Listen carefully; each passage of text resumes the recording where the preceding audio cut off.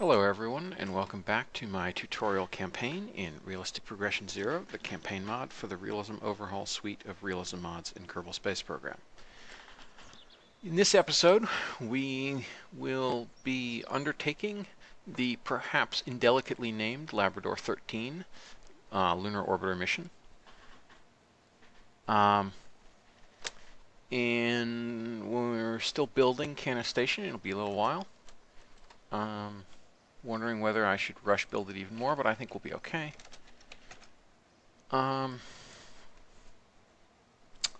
we of course have these arrivals coming up, and then a Jupiter fine-tune later, and then it'll arrive at Jupiter another year and change later. So let's see if there's anything we can take advantage of at the moment. Survey says no.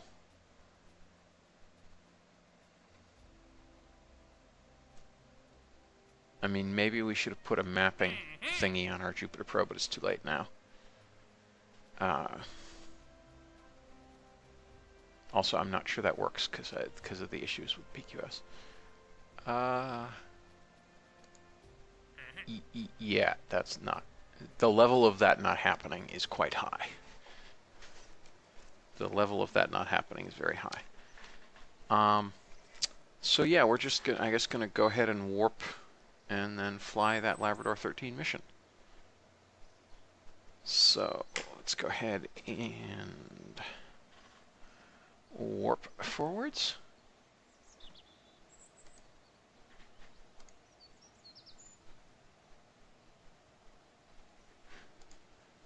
All of 7 days of warping. That's a lot of warping. I have wondered whether it's worth... It's so expensive. I guess we'll just stick with that. And our 2 crew rotation missions. We will have a free VAB slot soon, so it's worth considering what else we might want to do for that. More money never hurt. Looks like we don't have any generic satellite contracts. I think possibly because we've accepted a bunch of them. All these things. They'll come due in 90 days. I mean, we could go ahead and launch this. Doesn't pay much, but we could try to design a really small rocket now. I'm really kind of tempted to do that. So... yeah, let's quickly do that before we do our lunar flyby.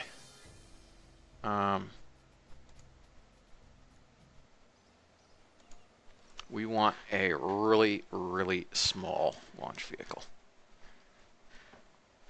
And now we see why so many deltas were launched. Because basically, the way we've been playing this campaign, the most common satellites ever launched, we haven't been launching because... you know, we haven't been taking the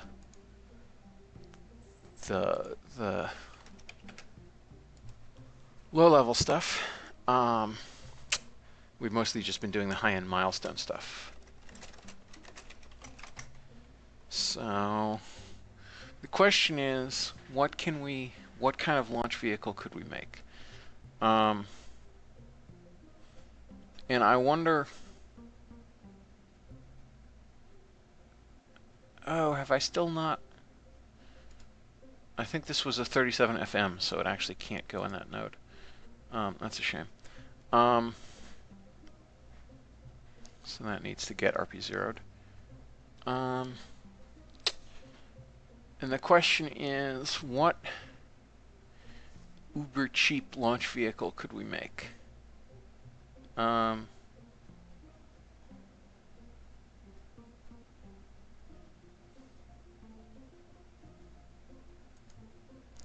AJ-10 Advanced, we still... So, do we have the 118F yet? What node does that unlock? It doesn't say what node it unlocks with.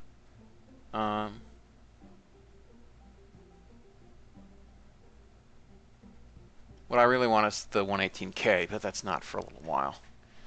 I think the 118F comes with TL5, but let's just check this. Um,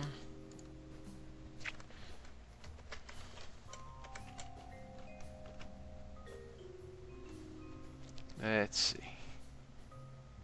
Delta F. Tech required, heavier rocketry. Ooh, I think that's TL4 actually. No, it's TL5. Yeah, no, it's TL4. All right, we have access to it. Awesome. Okay, so it actually...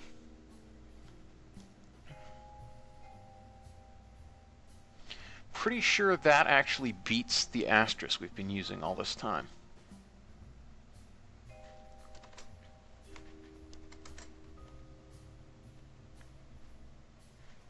So let's go ahead and unlock that.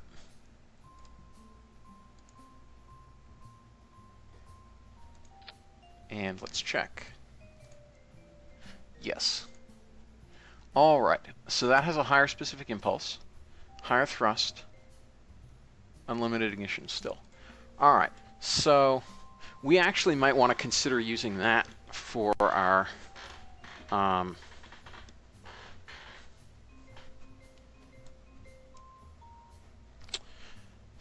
Labrador, for our I mean, I don't know. We've had great success with the current Asterisk version of it, but this does offer double the thrust for, I think, not much more mass.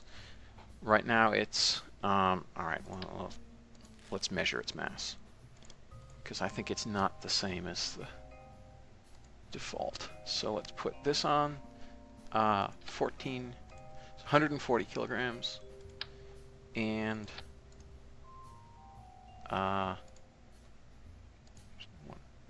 18F. So it's 100 kilograms. How much is the Asterisk mass? 68. All right, so double the thrust for less than double the mass, higher specific impulse. What's not to like? Yeah, so we're basically gonna make a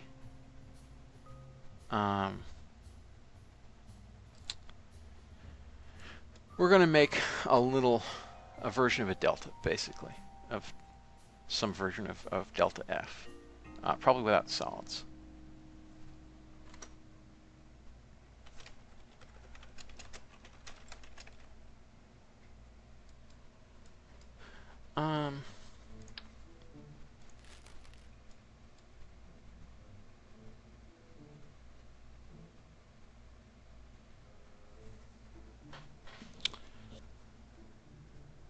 So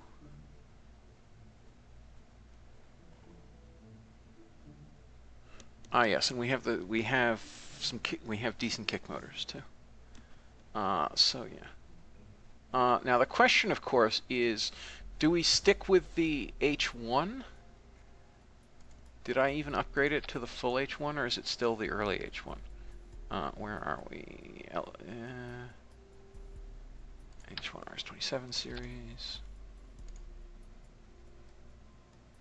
No, I have not upgraded it to the next level of H1.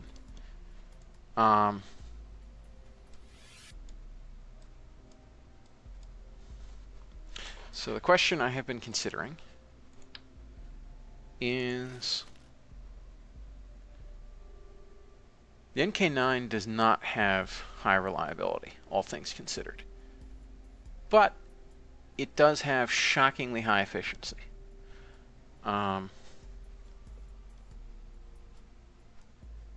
So I've been considering making a small launch vehicle that uses 2 NK9s.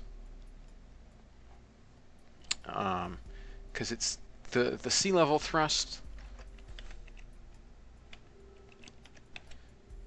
is 735, which is roughly equivalent to a single H1. Let's see. Yeah, it's a little less than a single H1, but it has such higher efficiency that it needs a much smaller first stage to get equivalent delta V out of it.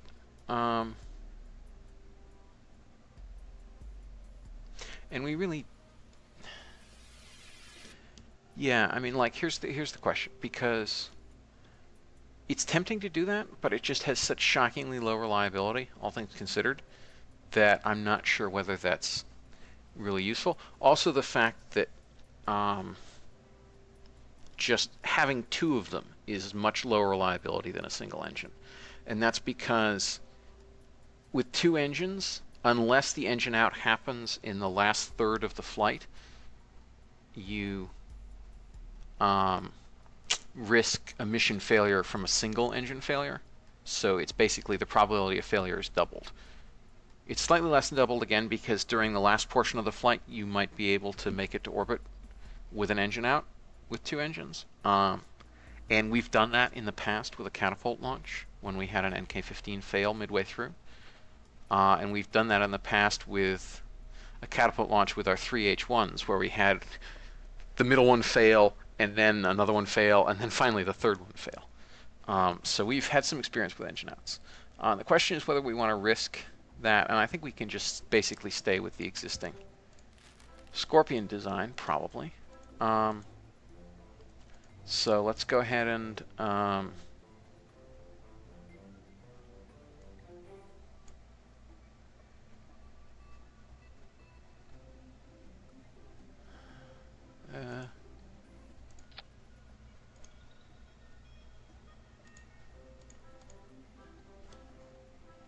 put some lead ballast in here.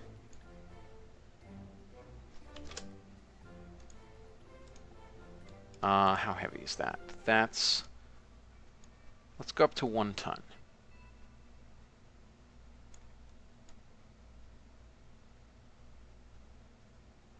Okay. And let's load up our old Scorpion.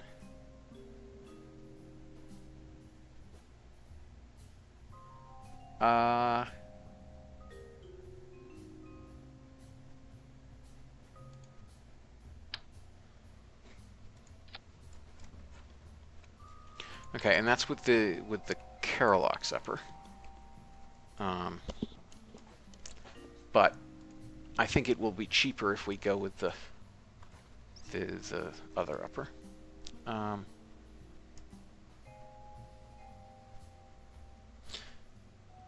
That's still that original thing.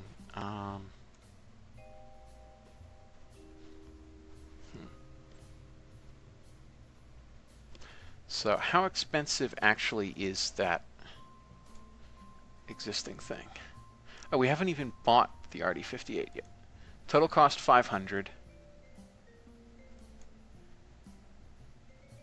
That would be quite a bit more expensive. So we'll stick with the 11D33M for now. This is enough delta V to put 1 ton in orbit. So now let's see how much this thing costs. 300 funds, and the 118F costs 350. All right, so that's kind of nickel and diming it, but it is going to be cheaper.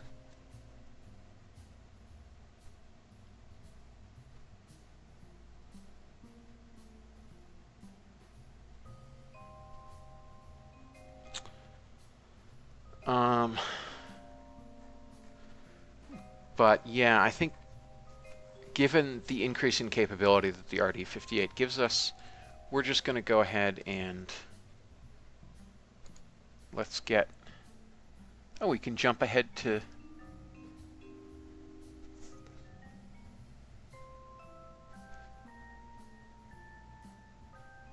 Let's see. RD-58M. Alright, so that's fairly expensive, but it gives us quite an increase in capability. Pretty sure that's the right loadout.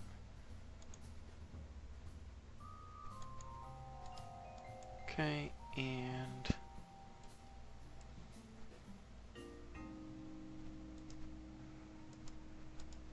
come on. No, I want the tank. There's the tank. Okay, now let's stretch this stage out a fair bit.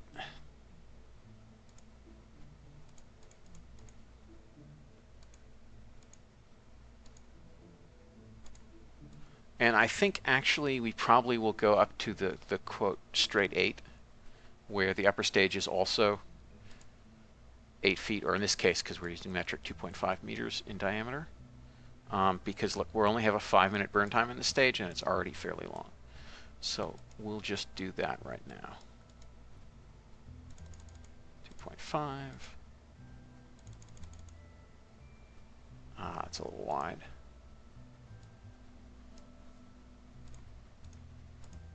2.5.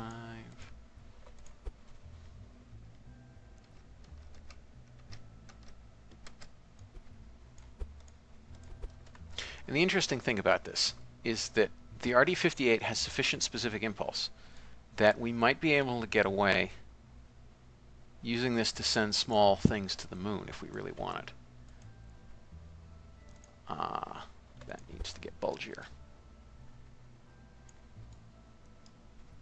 All right, that looks better. Okay, that is perhaps a bit too long of a burn time.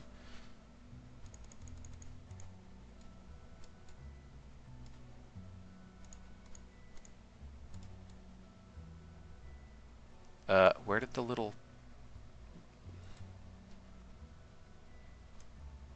tanks go? Didn't we have little itty-bitty RCS tanks here somewhere? Yes.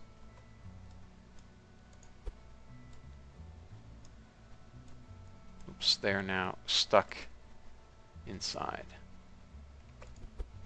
All right, let's move them out.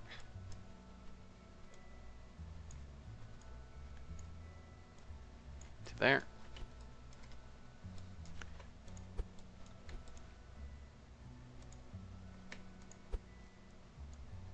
Move these back up.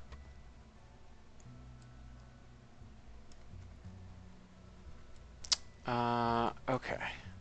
So yes, despite the fact that a 10-minute burn time is within the capabilities of that engine, actually 12-minute burn time, I think 12 minutes is a bit of a long burn time for this stage.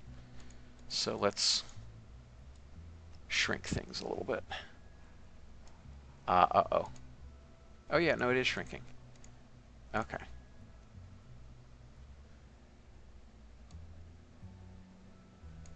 Seven minutes. That's quite a long burn time, but I think will be acceptable. This now becomes 2.5.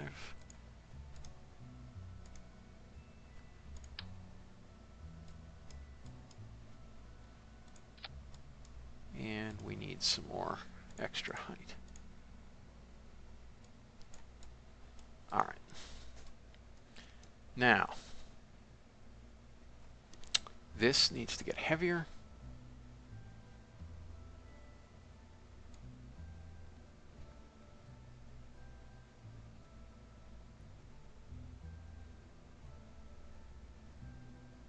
Okay, and I think that's probably the right amount of delta V.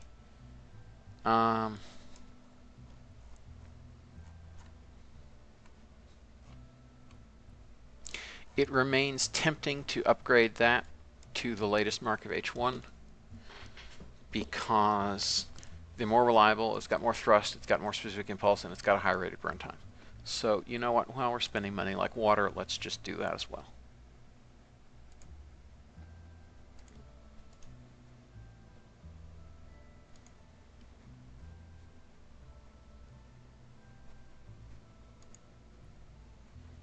Okay.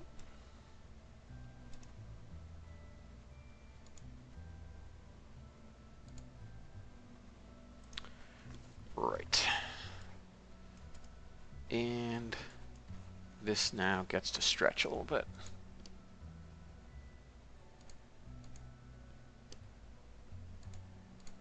To the standard 165 seconds. All right. And then these need to come back up a little. To the end of the boat tail. And this needs to come back up to the end of the boat tail. And it's tempting to, I think we may be able to do without the fins. I see no particular reason why we would need the fins, actually. Let's move that down a little bit. All right, because this does not have a ridiculous liftoff thrust-to-weight ratio. It has a long burn time. It doesn't hit that high of a max G. So that's fine. The one other thing I will do is I think I will increase the size of these little RCS tanks.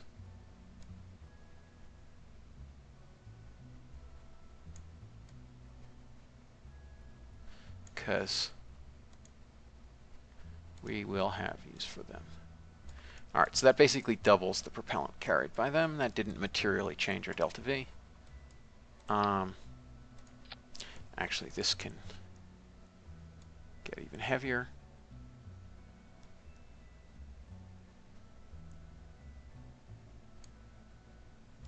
Right, and how much payload is that? That's 1.84 tons. That's pretty good payload. Let's upgrade our RCS to the max.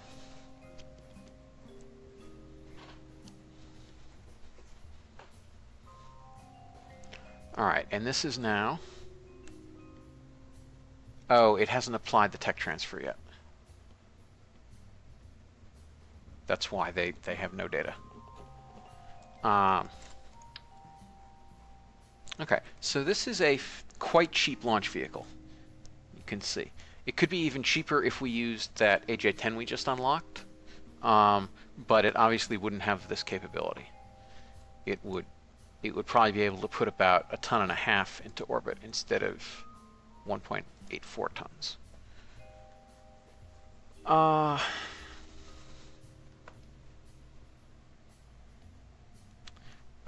these are on the wrong stage, aren't they?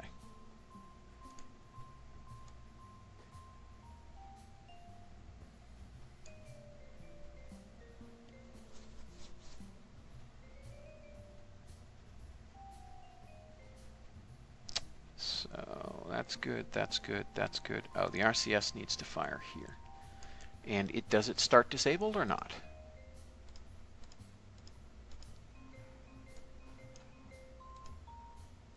No, it does not.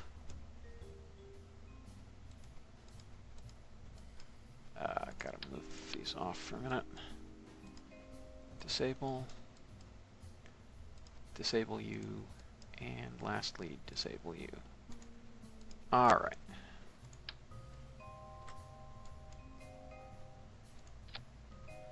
I think actually we'll use structural sides.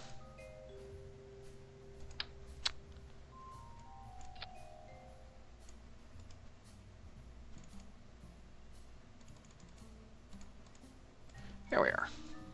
That's looking good. Okay. And do we need fins? I don't know. I don't know. I can see the argument both ways. It makes MechJeb's life easier. So I guess we can keep the fins. It doesn't materially change our payload to orbit or anything. Could give us maybe like 10 more meters per second delta V at most. So I think we'll... Alright, so this is Scorpion DE3, I believe. Or DE4, actually, because we skipped D3. Alright.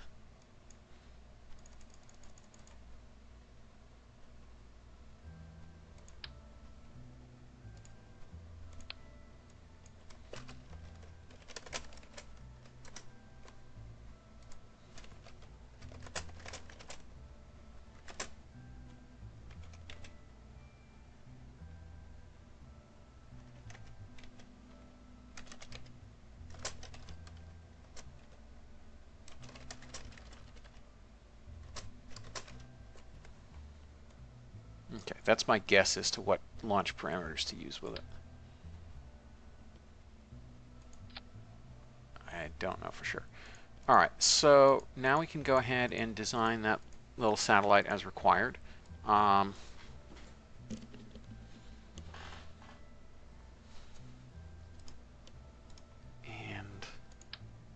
Yeah, so that costs nothing. All right, so let's quit out, accept the contract.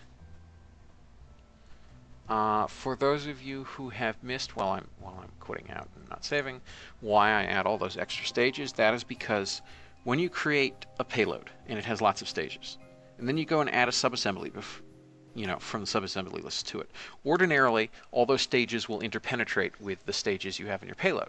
But if you had all those empty stages first before you save your subassembly, then the subassembly stages will be below any payload stages you have. So say you have 5 payload stages, and then you add your subassembly, and the subassembly stages don't start till 10, then all the stages in the subassembly will automatically start after all your payload stages, and you won't have to reorganize staging, which is always a pain. So, oh, now we've got some position satellite things. And we lost the meteorological one. That's weird.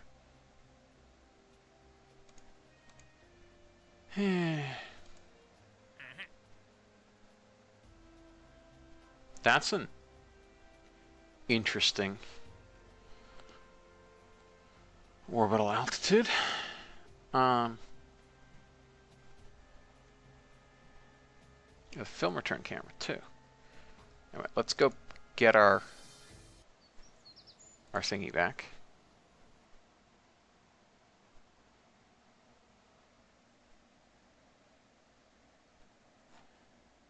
Did we have anything we forgot to remove? Yes, we did. Let's get rid of that. Debris. Maybe it'll give us the other contract back.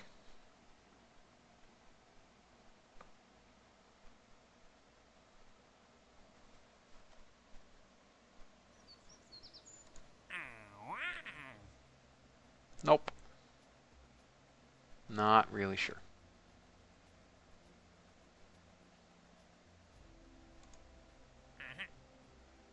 Alright, well, we're gonna get rid of these, and then maybe it'll regenerate it.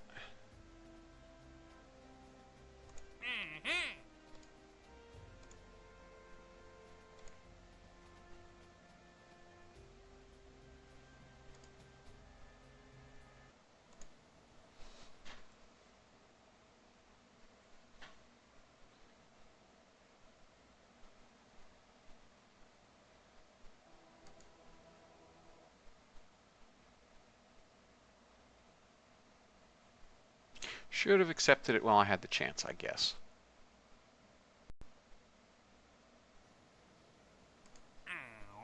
Here we are. We want to launch to polar orbit,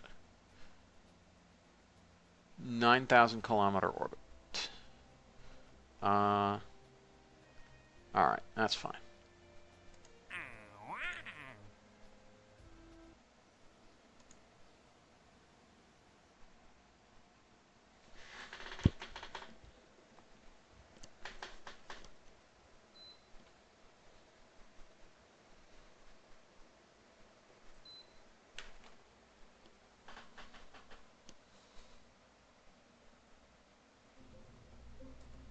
Alright, so the first thing I want to do is I want to significantly over-provision liquid oxygen in this. So right now we're at 2,400 kerosene.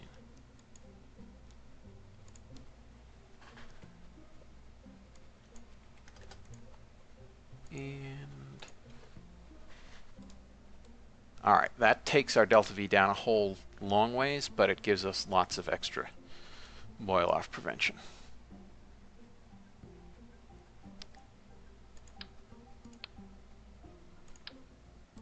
Now we need to actually add some kind of satellite.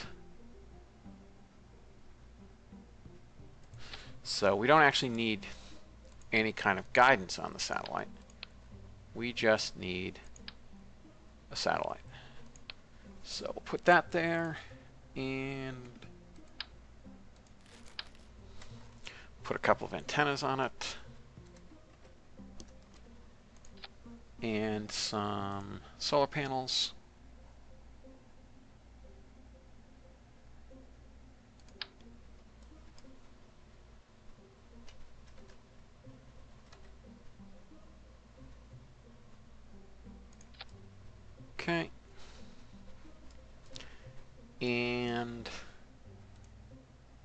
Then let's put a battery on here.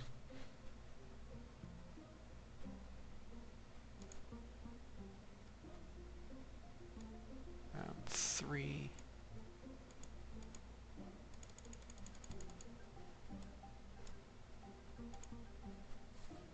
Gold foil.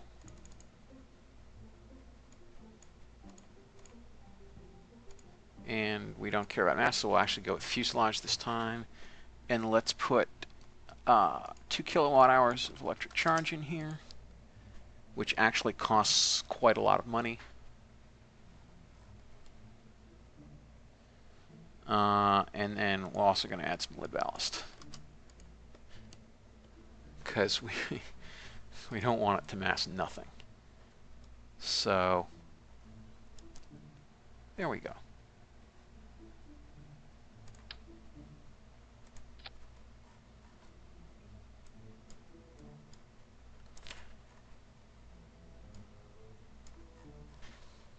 Oh, the retros were kind of sunk under that, but that's okay. Yeah, so... Oh, we want to not actually have our... We don't want to detach from the battery section, because that would be stupid. Come on, let me click on the antenna.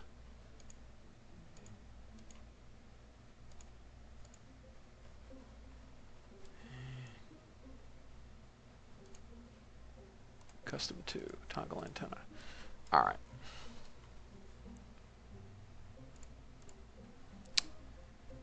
And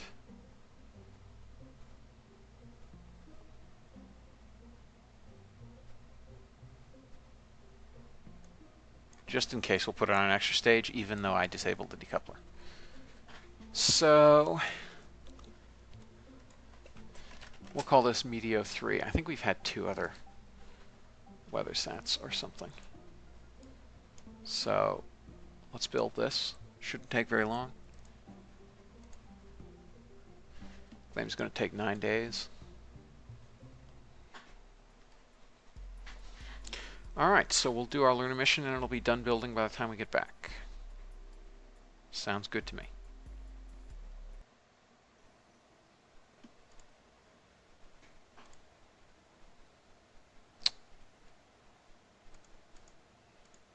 Okay, so we'll roll it out. We're going to increase its priority so it's built before the crew rotation launches, because they don't take very long, and we still have 125 days until that's done. So let's warp till the rollout's complete. Now we have to figure out whom to launch. We can grab John Watts, who's an engineer, and Roy Schmidt, who's a scientist. Okay.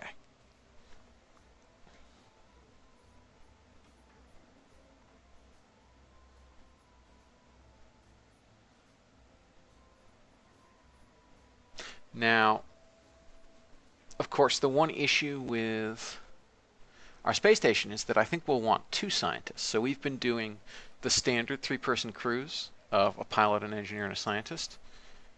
And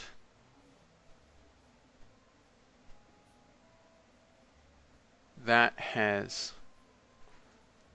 not been the best setup, because for our space station missions, we may want to send up a pilot and 2 scientists. So I actually should have, I guess, hired her. All right, so let's send a veteran pilot. Who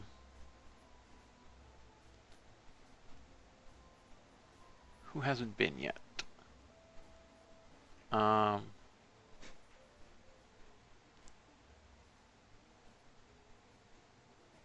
Doris Romero has been to Earth orbit, but not the moon. So we'll send Doris Romero as command pilot, and then we'll take Victoria Douglas as pilot and John Watts as, well, Roy Schmidt. I think we can have 2 pilots and a scientist. Okay.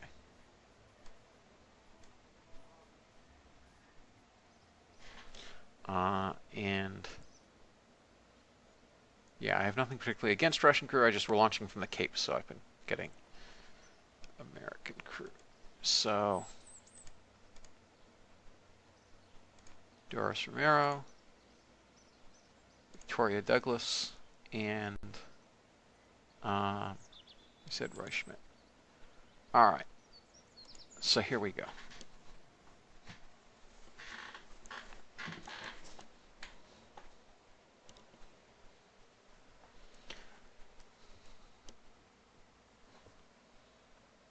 And let's see in what position the moon is, because we may need to actually wait a few days for it to be better positioned.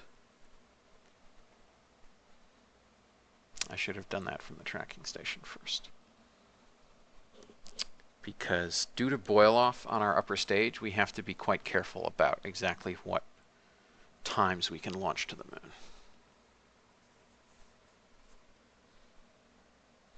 Sorry, what dates, I guess. The time is whenever we're in the plane of the moon, but the date is what is relevant here.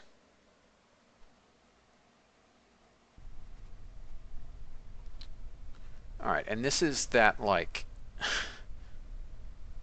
odd Frankenstein launch vehicle where it still has the Kerlock second stage, but it has the upgraded first and third stages.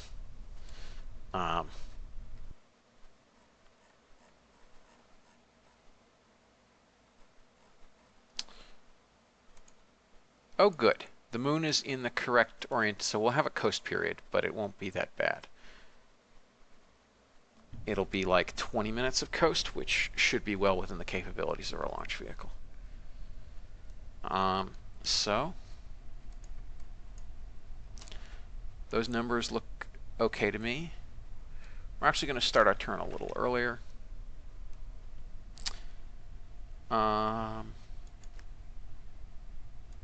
I think actually we're going to, let's go down to 1 degree instead of 1.5 degree.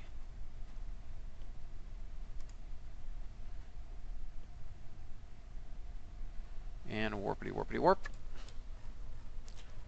And welcome to dawn. Here's our, that is a reasonable looking launch vehicle stack.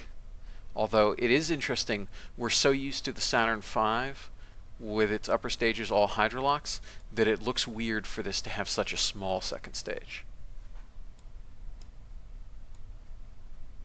That's interesting. Okay, so we're almost ready to launch.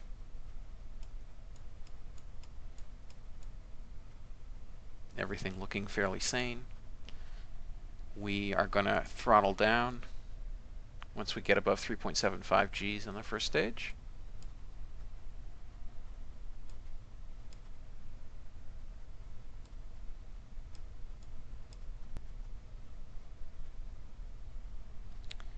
And 8, 7, 6, 5, 4, engine ignition, 2, 1, and liftoff.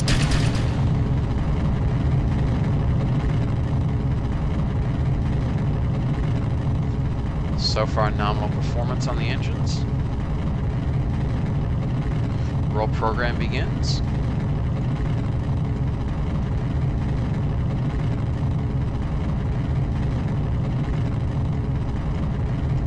Right side. Okay, and we are going to, oh, these are already locked. Oh good, I did actually do that preparatory work. Excellent.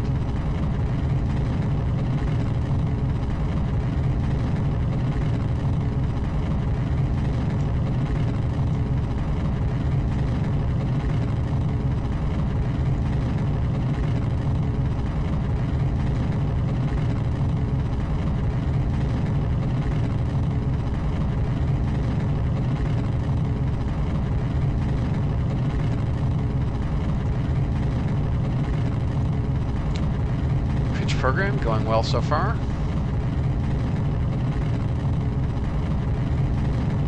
It's a hazy day at the Cape. 29th of June, 1963.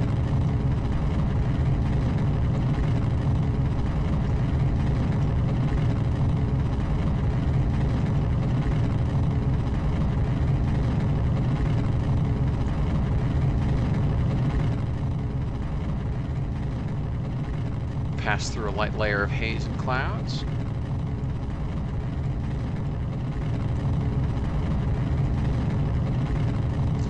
Pointing more or less directly at the sun.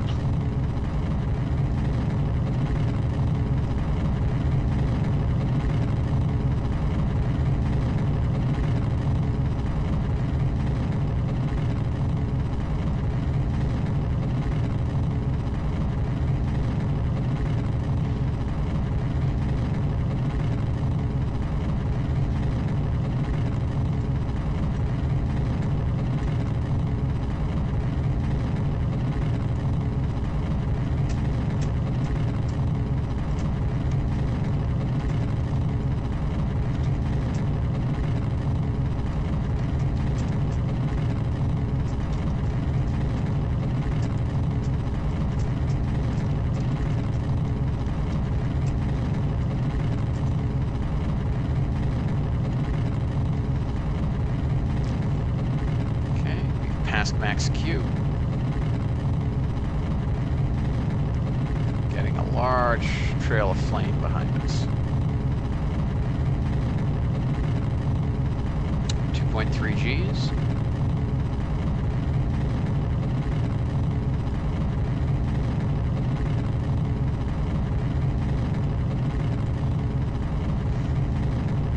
It's interesting that that number and that number don't match up, and I believe that's because this number is the net G-force, including both thrust and drag, and that's the thrust produced by the engines alone.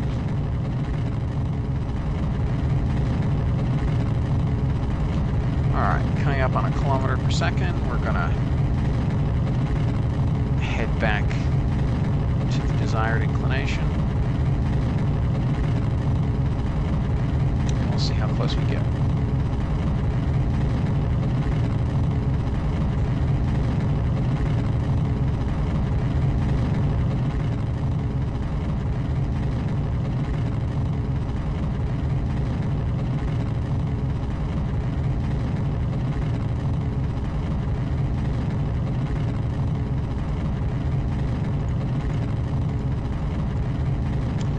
All right, and definitely worth probably upgrading to that AJ-10 Advanced, AJ-10 118F for the service module, because that will cut the burn time in half.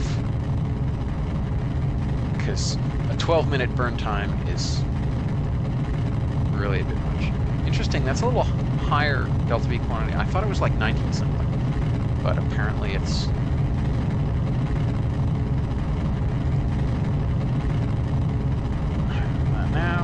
are just about ready to throttle down. Throttle down has commenced.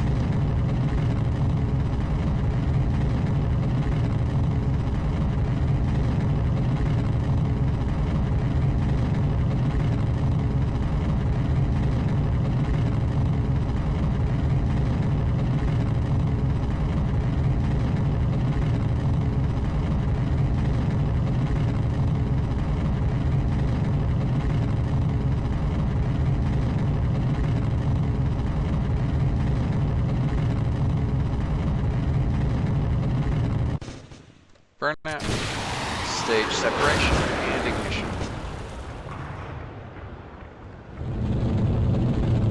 Pitch up. Tower jettison.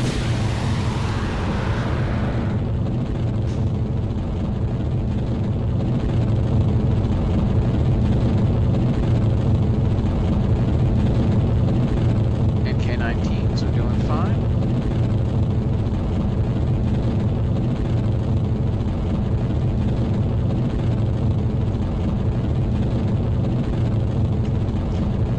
Pitch up a little more than that.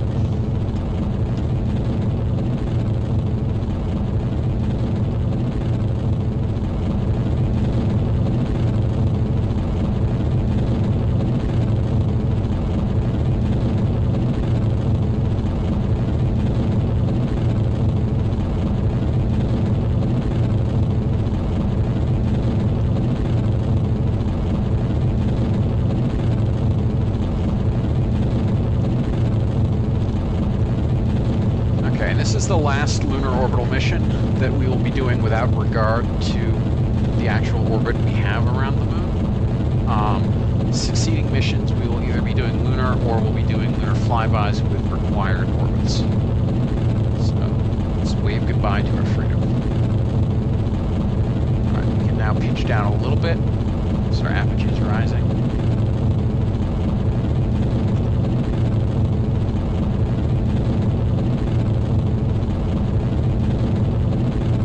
Rising very quickly.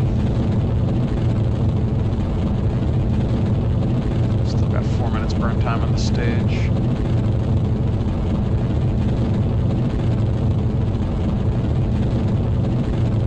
Let's look at the boil off. We are at, what is that? Just shy of 1,000, just shy of a cubic meter of liquid hydrogen has boiled off. 90% of a cubic, we have 900 liters boiled off.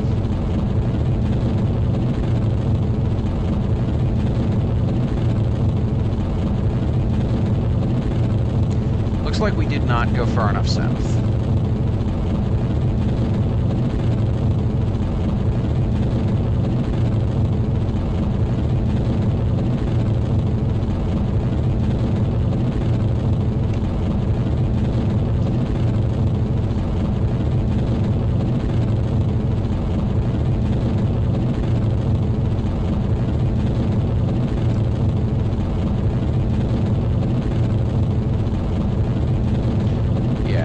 Not go far enough south. Very well.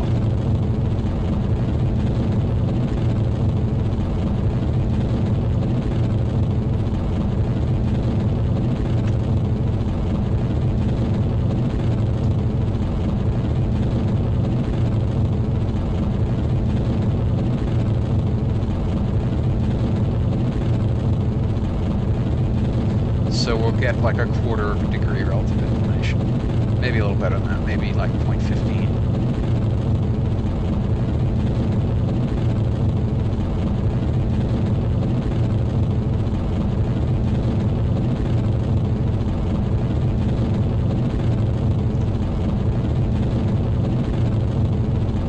Okay, not a great deal of time left on this stage.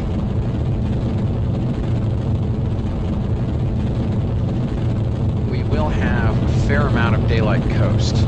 We're gonna probably burn here, so we've got all that daylight coast. So hopefully we'll have enough delta. I don't see why we wouldn't, but you never know.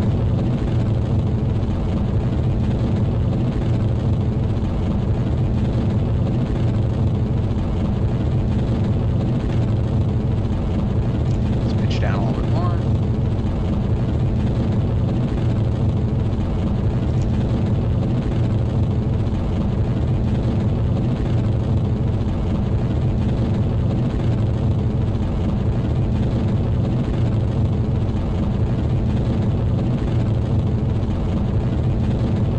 It'll be like 0.18 maybe.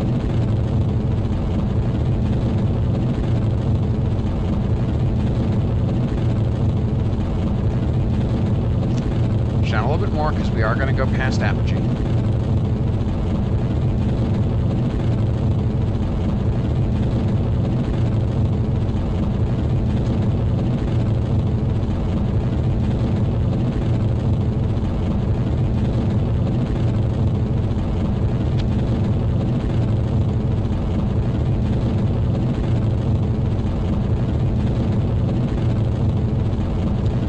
Better than 0.18, will be like 0.17 or 16.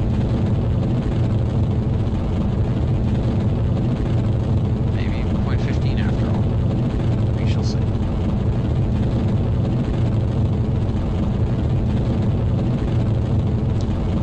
Okay, we've fallen past apogee. We'll wait for the vertical speed to mount a little bit and then pitch up radically.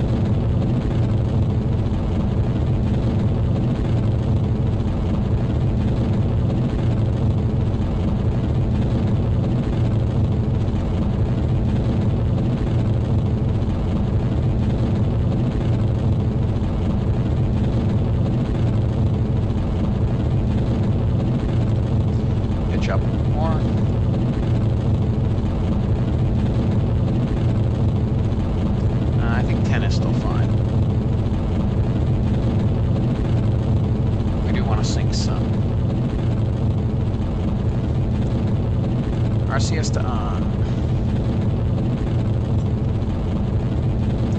Getting ready to stage.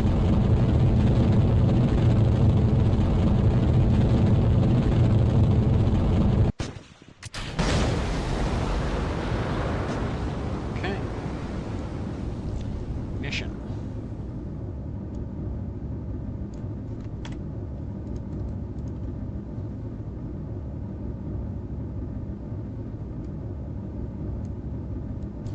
We may be a little while doing this.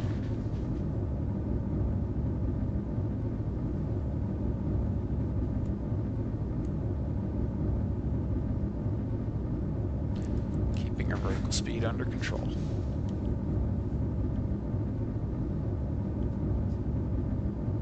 It's interesting, we do have 6.5 meters per second acceleration, but we're just not, that feels quite slow compared to what we had before. We're going to want to pitch up a little bit more.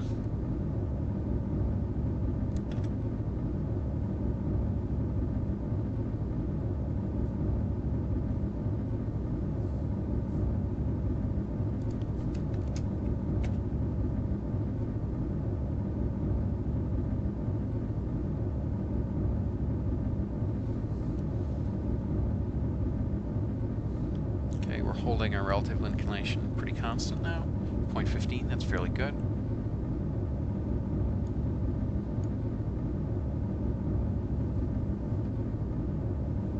Lowering our sink rate.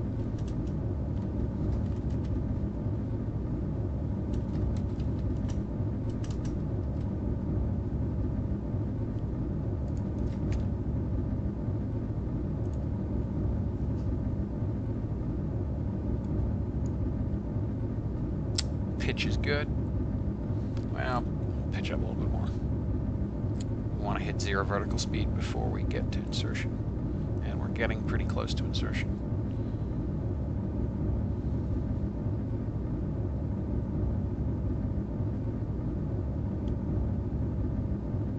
.20 meters per second sink rate. So we went a little high. We're going to be in about a 200 kilometer parking orbit instead of a 185. Okay, pitch down.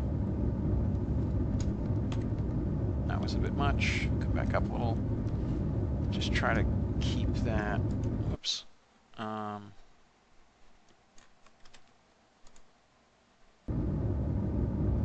Just about right.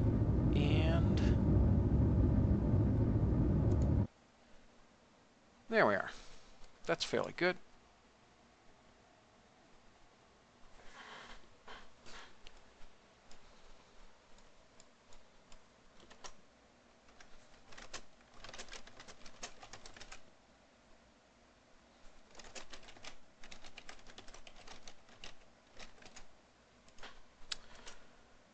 So now we need to orient towards the sun to minimize boil off. Camera to locked. And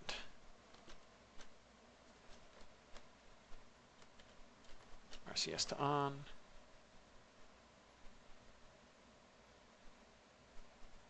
Where be you, son?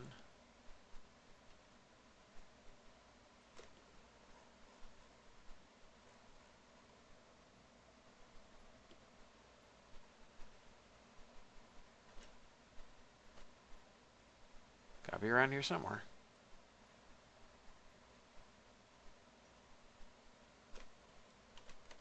Let's turn that off. There we are. We actually went too far to one side.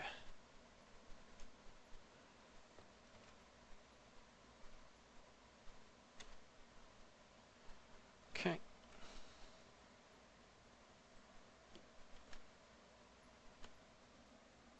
So we can lose up to 750 meters per second coasting. So we'll be okay. Literally no matter what happens.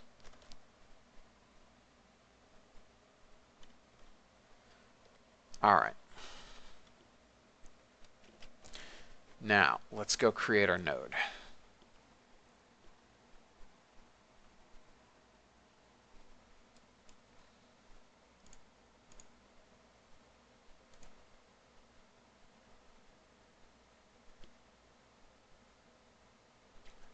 And transfer. Now I get to mess around and try to create a free return, and that's going to be real fun.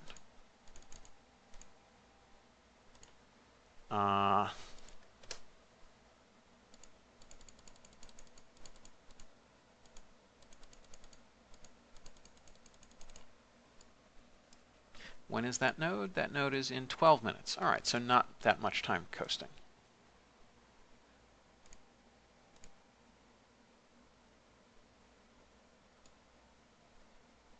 What is that? That periapsis is quite high. Let's go down to 1 second. Tighten it up. That looks fairly good. What is the resultant?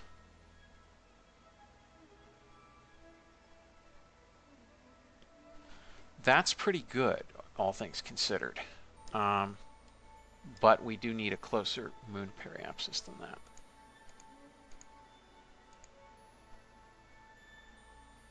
Oops, wrong way.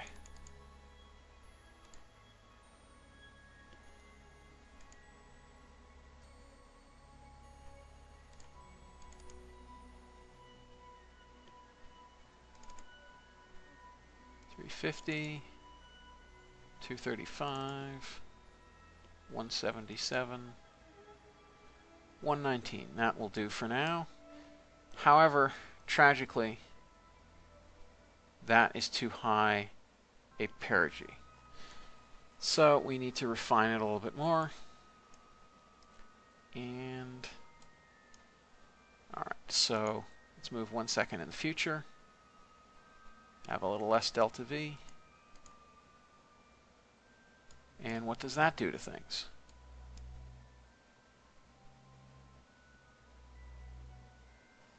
Still too much.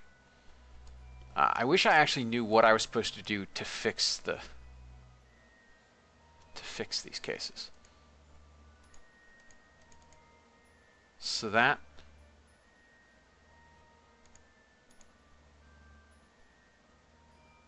oops, wrong way, I think.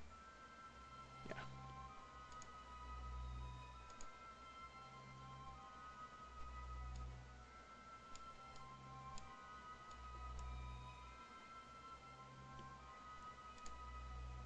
Whoops, too close.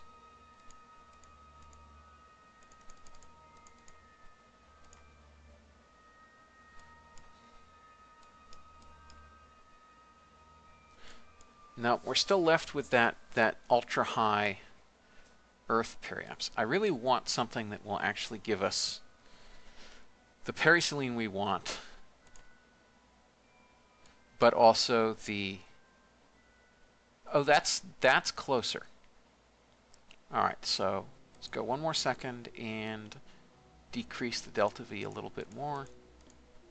Let's see how that works.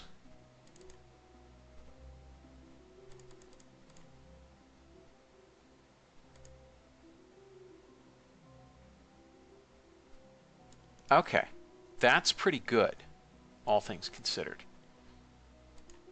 We'll pull it out a little bit. Oh, nope, wrong way. 136, and what does that give me now? 2320.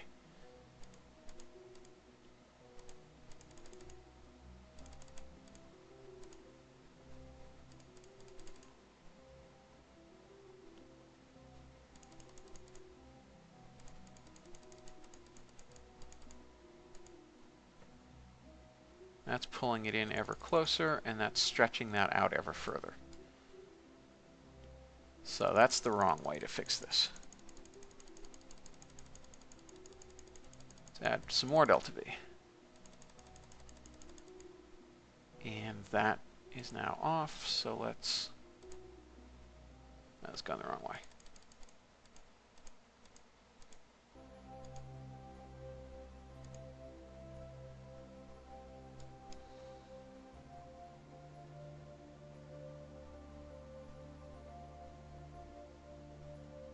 All right, I think that will work.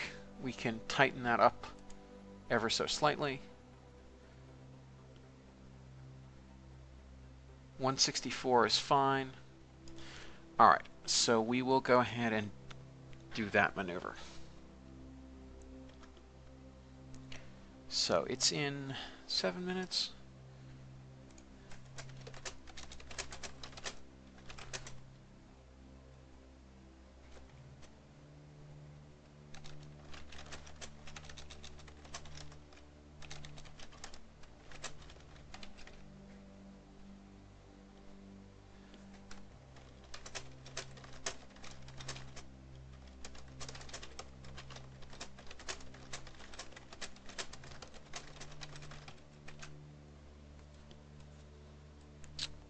All right, so total burn will be no more than 5 minutes and 30 seconds. So 2 minutes and 45 seconds before the nodes, so we can warp a little longer before we start align. Whoop, that was a little much.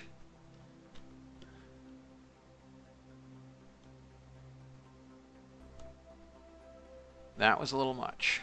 I overwarped a little. Erg.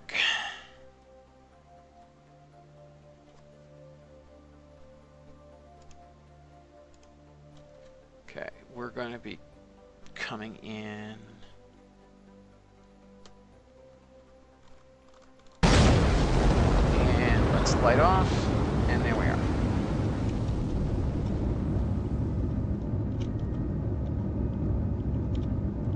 And let's let MechJeb handle it.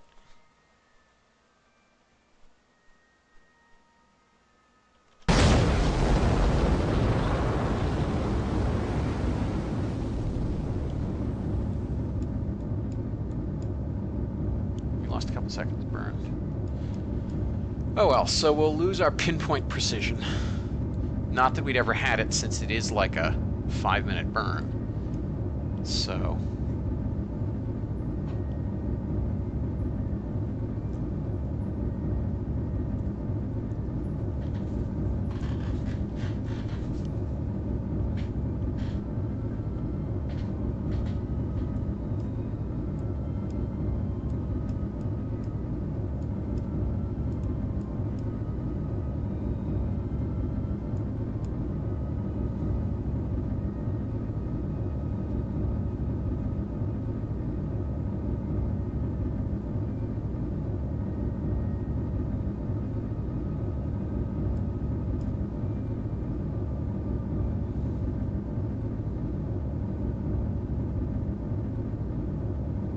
let's see how off our burn vector we end up.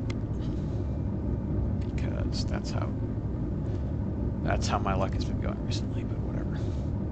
And we still have plenty of RCS to fine-tune the final translunar trajectory.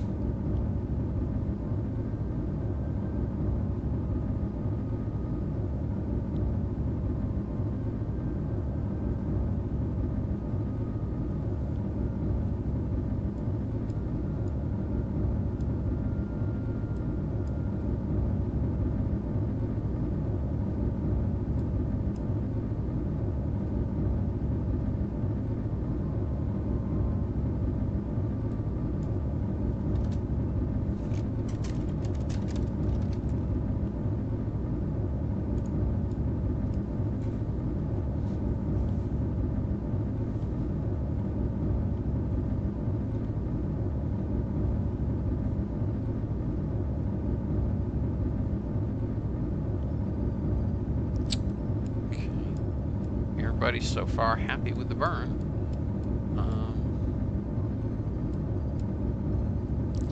This is a workhorse stage. We've been doing a lot with this. Now, it's interesting.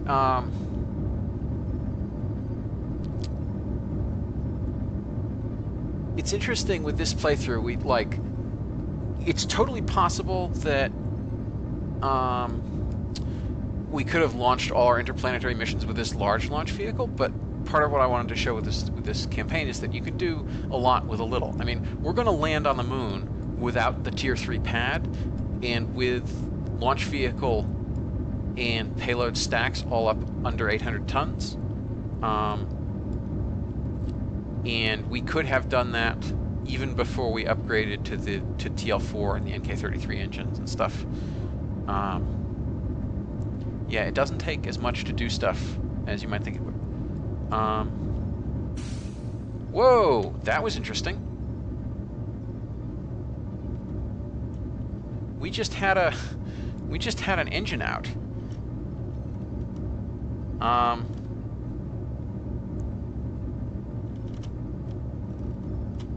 So I'm gonna have to basically manually keep this thing positioned correctly because MechJeb can't handle the torque from the engine out.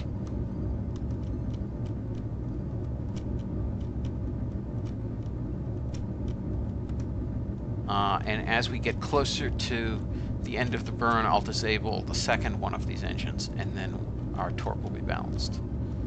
But I want to get as much burned as we can. We will be off vector. We can correct with the CSM if we have to. So this is our first, I believe this is our first failure of an RL10A33.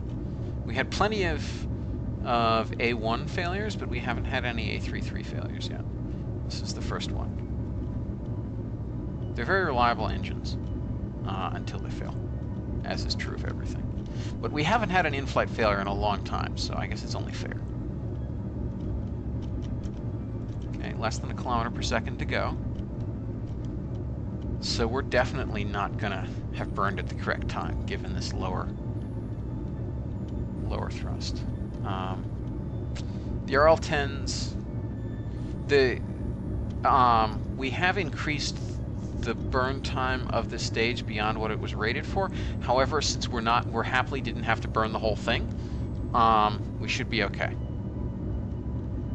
But that is another reason why I want to shut off that opposing engine at the last second possible.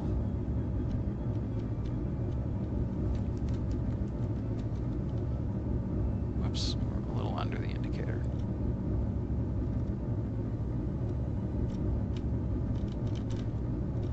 Okay. Less than 1 kilometer per second to go. Let us hope that we end up near the moon.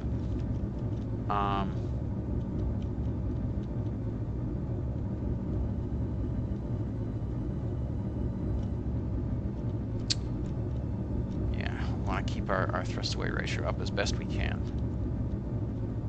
Because, yeah, for all of we were just talking about, probably when I get to about 200 meters per second left, then I'll disable so that MechJeb can complete the burn properly.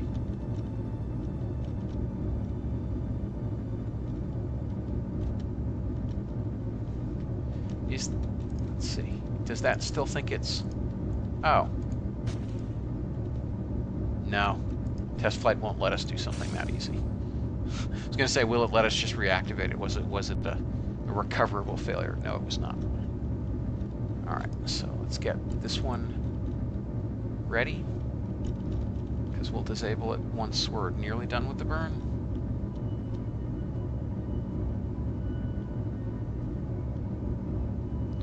And I think I'm going to want to burn above this crosshair a little bit. Because we would have a higher radial velocity.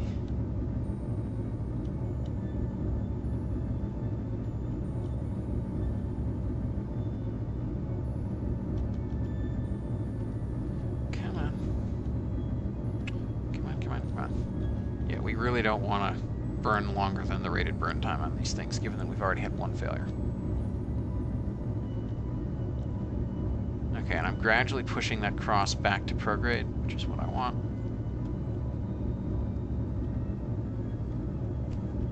Alright, now we can finally, I think, safely shut down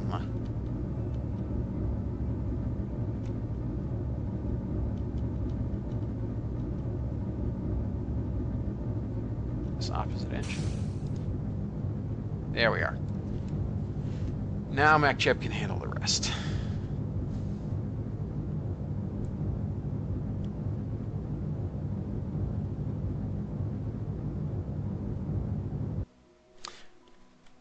Okay, let's see what that ended up with.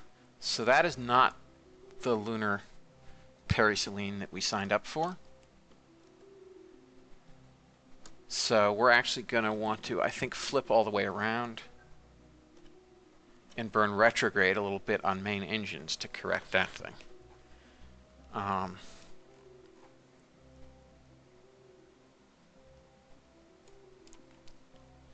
And what if we created a node there? And we're going to want to retrograde.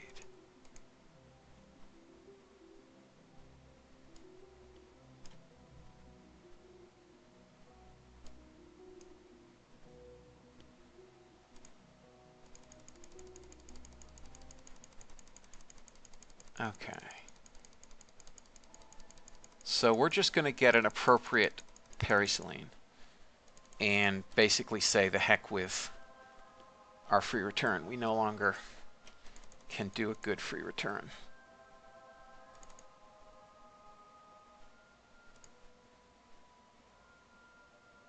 Alright, so that's good. Oh, it's only 5 meters per second. Maybe we should just do that on RCS. Or, no, I guess we'll do a short engine burn.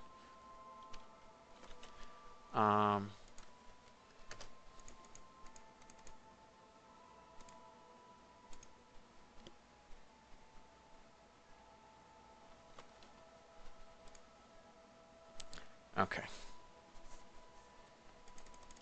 Nope, wrong way.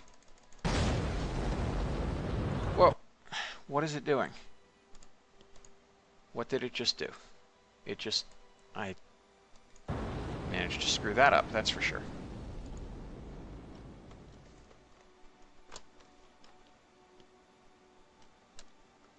Alright, that looks better. Alright, nice. About 100 kilometer periselene. That's fine. And, alright, so at least we're getting back in the relative area of the Earth. So if something went wrong, we could even correct that on RCS, let alone using the service module engine. So we're good. Okay. So let's jettison this stage.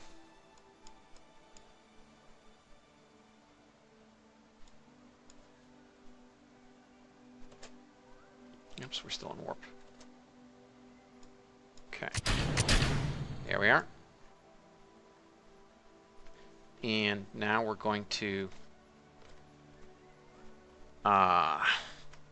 burn a little bit so we actually hit the moon with the stage. Oops, I went out way too far. Whoops.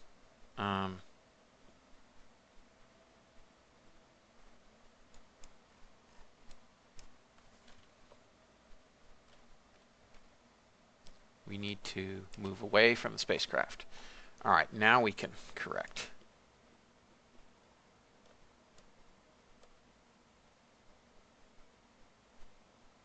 Okay. That's good. Now, let's... Oops, that's a fairing side. There's the spacecraft. So out come the solar panels, and look at that stage go. It's moving a little bit faster than us, so it's going to hit the moon, and we're not. All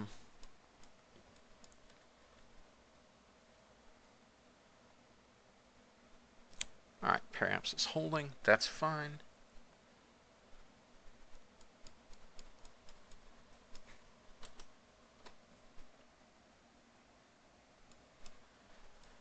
Well, that was a more eventful transfer than I had hoped it would be. But everything's okay now, so we're just going to go ahead and head on out.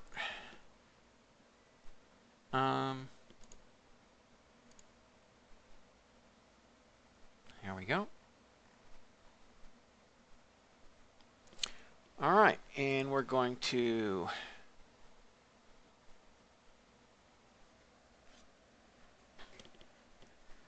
I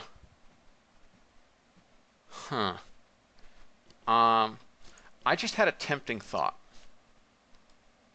That tempting thought is we might consider... Oh, it was just just pointed out to me, and I just realized. Look at the name of that. What are the odds that Labrador 13 would suffer a failure during flight? Uh, what are the odds? I hope Agathorn is pleased at the cosmic justice of that occurring. Um,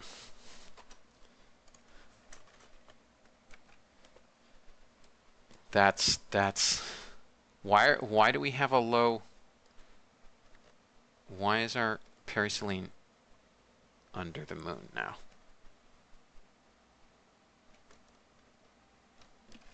That makes no sense. Okay. Also, why do we not have control over RCS? Oh, because I haven't staged yet. That's why.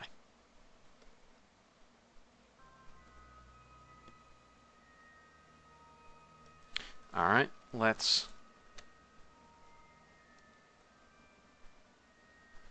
fix our periselene, which somehow managed to get messed up. So we're going to go towards radial. Or I guess that's actually normal. Where's radial?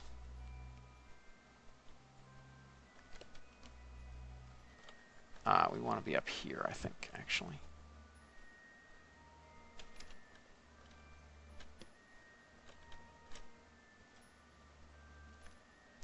Yep. And let's perform a short burn here.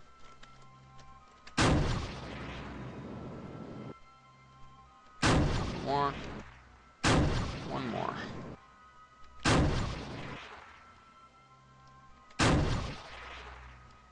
All right, that will do.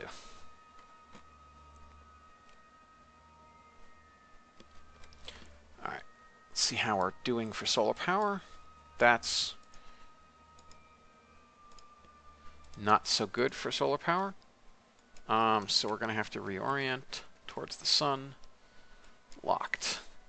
Whoops.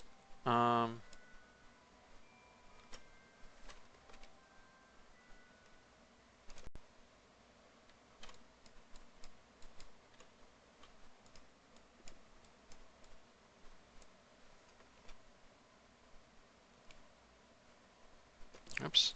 We appear. I seem to. Where are we?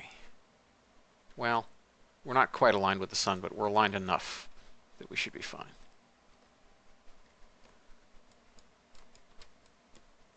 Yeah, we're getting plenty of electric charge now. All right. So now we need to circularize at periapsis. We've got plenty of delta V for it.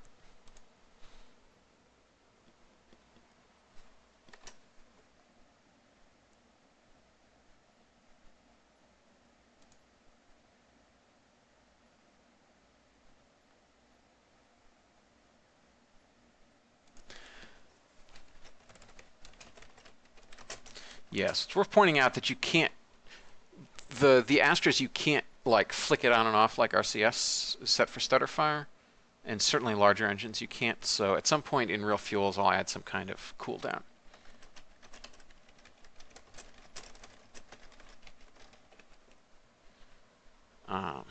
But for now, you can just flick it like RCS. I mean, it really kind of is just big RCS at the moment. I mean, that's kind of all a small pressure-fed engine like that is just RCS with delusions of grandeur. All right, so let's get close to the node. Once again, we will be circularizing on the dark side of the moon. So sorry, there's not going to be a great view, but Dems to brakes.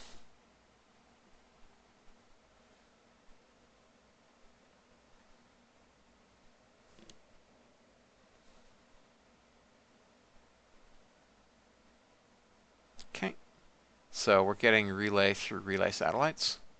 Oh, that Labrador probe going to hit the moon.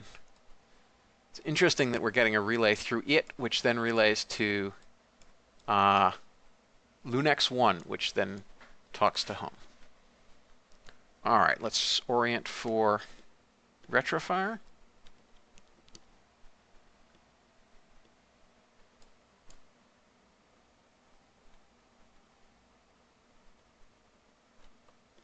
All right. Now, if I'm lucky, MechJeb will...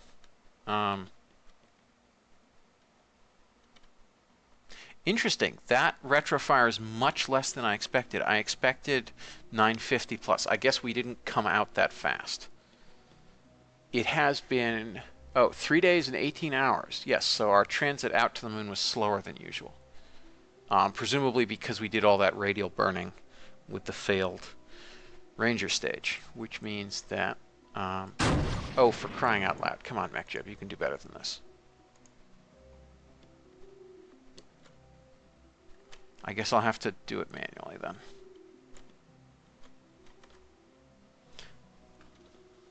Because it's going to be about a 7-minute burn, which means 3 minutes and 30 seconds before the node we want to light up. All right, let's see if now MechJeb will do this correctly. Yes. All right, now it properly warps to the correct... I don't know what's going on there. I don't know why sometimes it lights off early like that. I hope that can get fixed soon. All right, now we're close. And, all right, it estimated even shorter than I estimated. That's cool. Okay, so we perform our retrofire. Conveniently, we're still more or less pointed towards the sun, so we'll still get plenty of light on those solar panels. And set up the camera. And somewhere below us, in one of these angles, is a moon. Maybe, it's below us. Yep, the dark side of the moon. Alright, so we're gonna let MechJeb do this burn.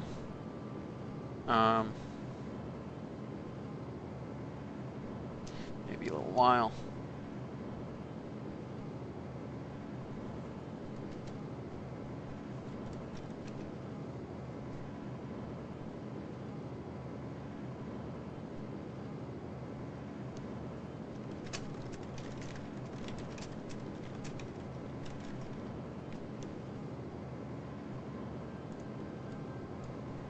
And now we just sit back and wait for the burn to complete.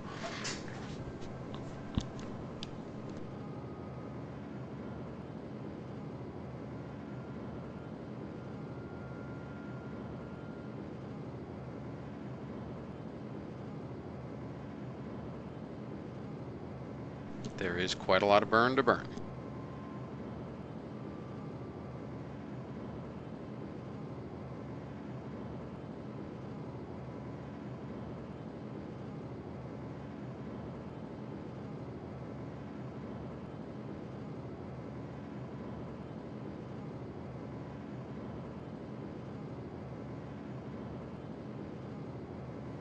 And also try not to go to sleep from the somewhat soporific music.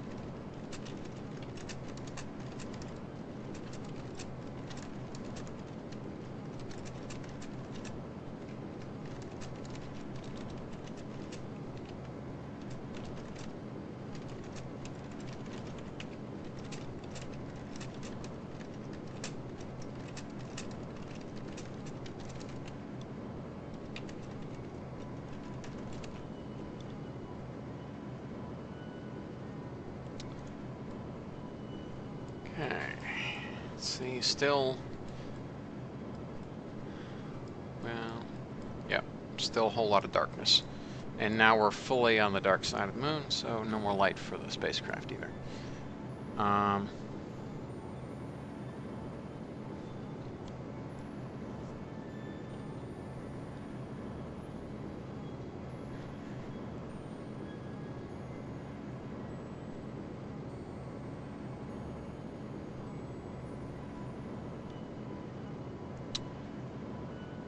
4,000 kilometer aposaline.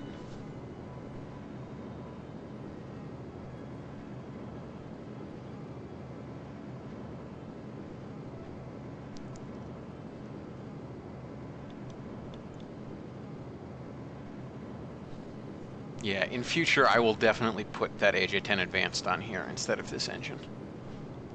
Because I would love if it had half the burn time it did.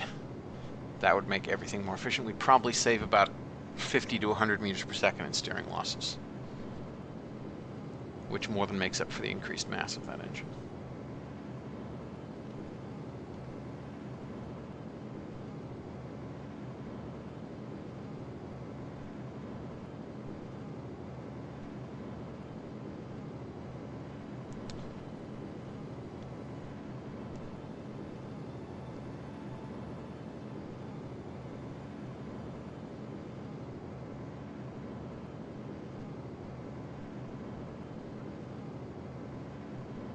All right.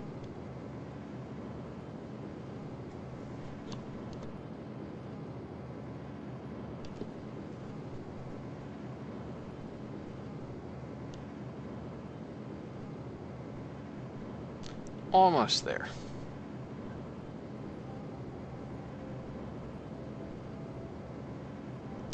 Almost there. 1,000 kilometer aposaline.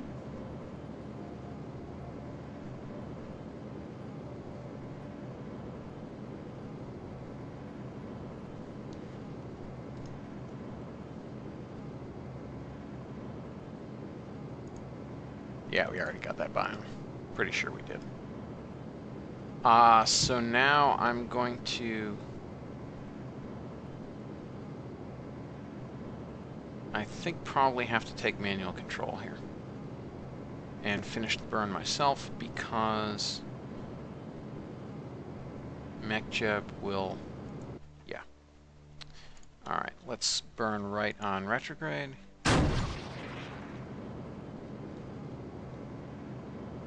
And we'll burn down just a little bit.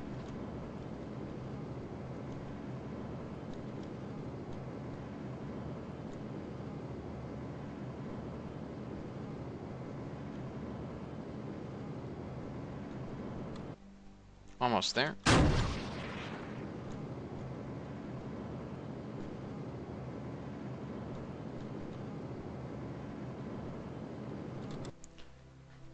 And that's pretty good.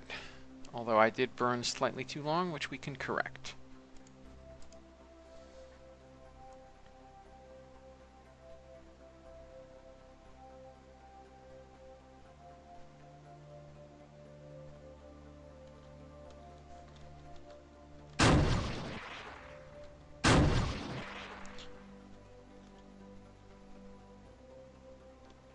Okay.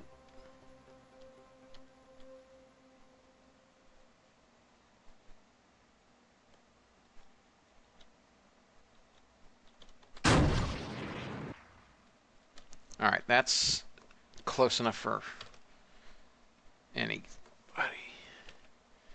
And now let's see how long we have to wait.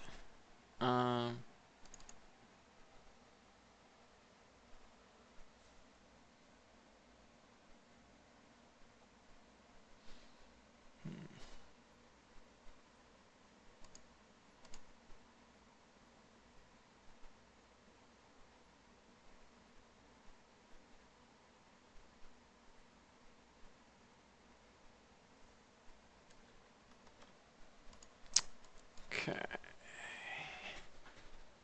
Where's LLO?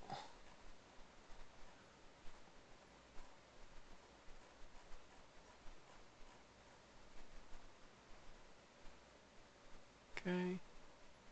20 hours. Alright. Let's get on the light side and see how everything's aligned. Answer poorly. So let's spinny, spinny, spin until we are better aligned with the sun. Alright, that's pretty good, I think.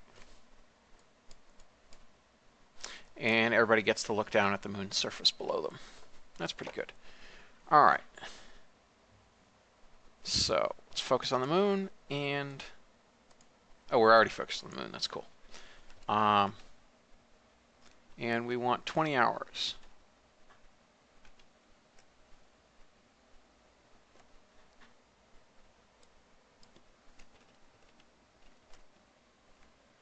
That's interesting. All right, now it accepts keyboard input.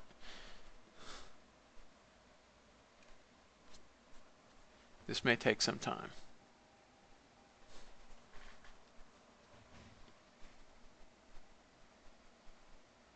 All right, so we need 16 hours into the 4th day.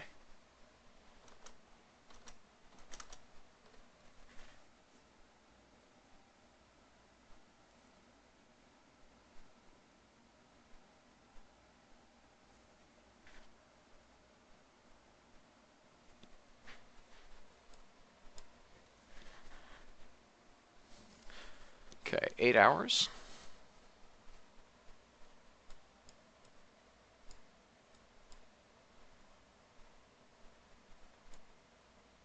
The great big splotch on the moon.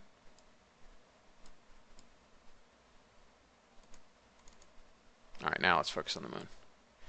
There, now we're not bobbing and weaving all over everything. Okay, so for block 3, we'll upgrade the engine for sure.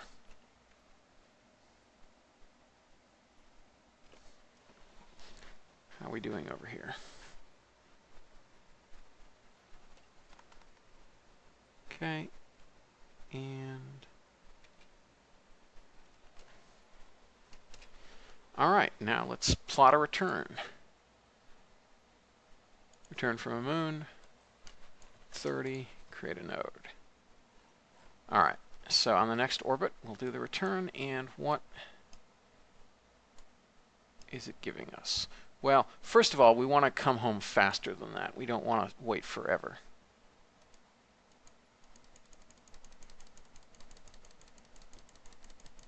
So, and we also want to move this head so our periapsis is correct. Okay, and then we want to increase the delta V even more.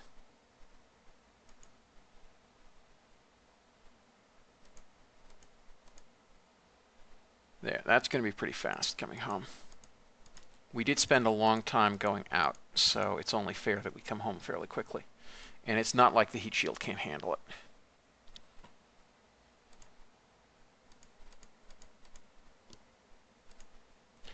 $877. That's almost the correct perigee. Oops, wrong way. 35. 29. All right, that looks good to me. So, let's warp until just before that node. And we're coming this way. Yes, we are. All right.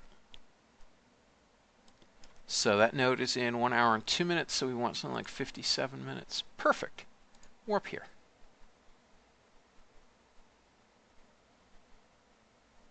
Okay, let's reorient for the node. Bye-bye, moon. We're coming home.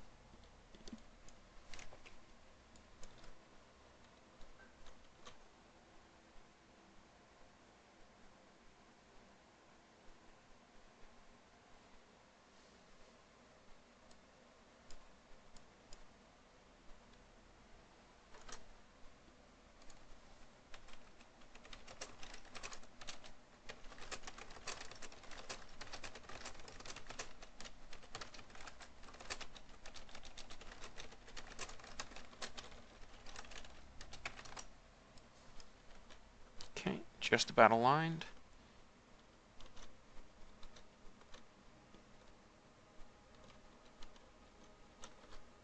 Okay, aligned.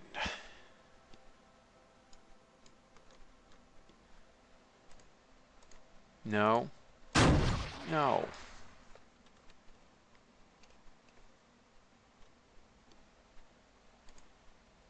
No, it still is just trying to execute that node no matter what. Do not understand. I mean, we can try ologing it and see if that makes a difference. Because it's not an 8-minute burn.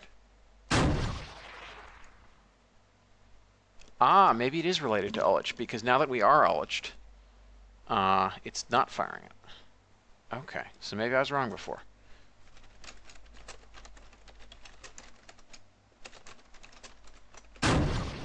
And there we go.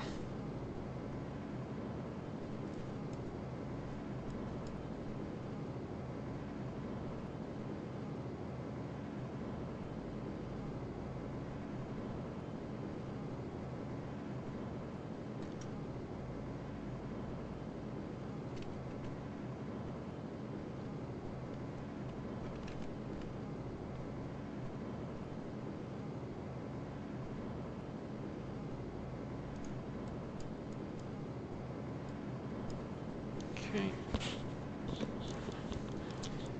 And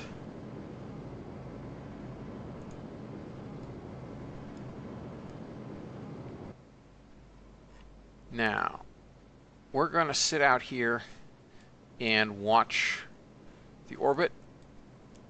Well, I guess we can wait until we're closer to, because this is fairly pretty.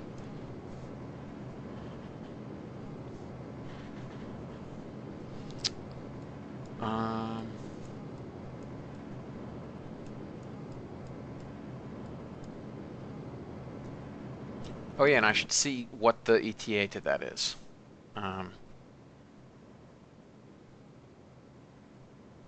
What the heck? Oh crap. That's bad. 14 days. Are we going the wrong way?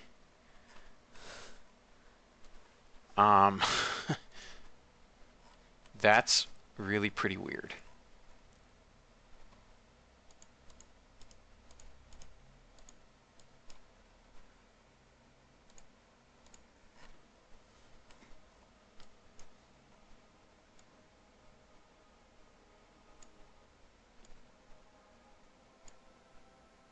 $13 days?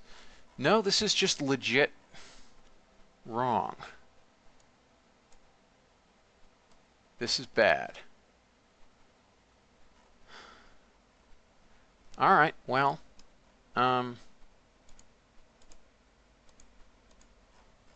that's interesting.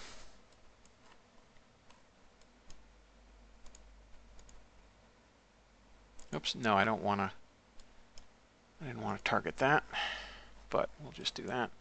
All right, let's create the burn here and see what happens. That is in 7 days. What is going on?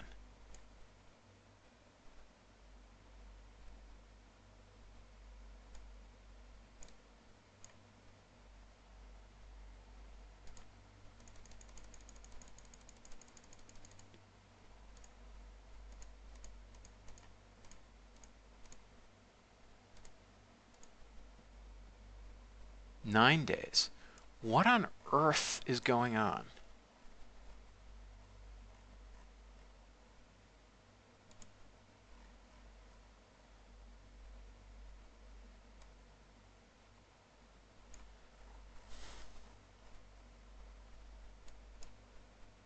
That's better.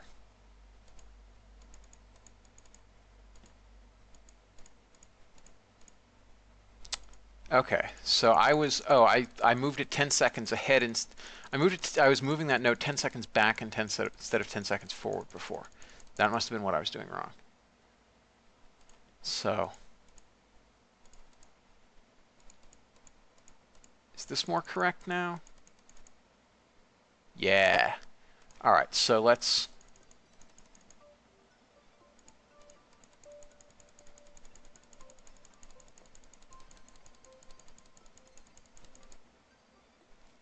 there we are. That's better.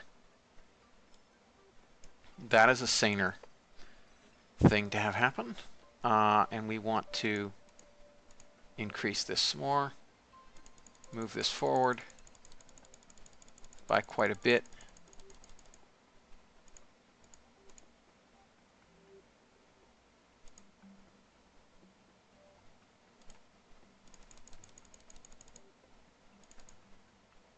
Well, it's a good thing we brought extra delta V. 3 days and 4 hours. That's acceptable to me. This has been not a lucky mission.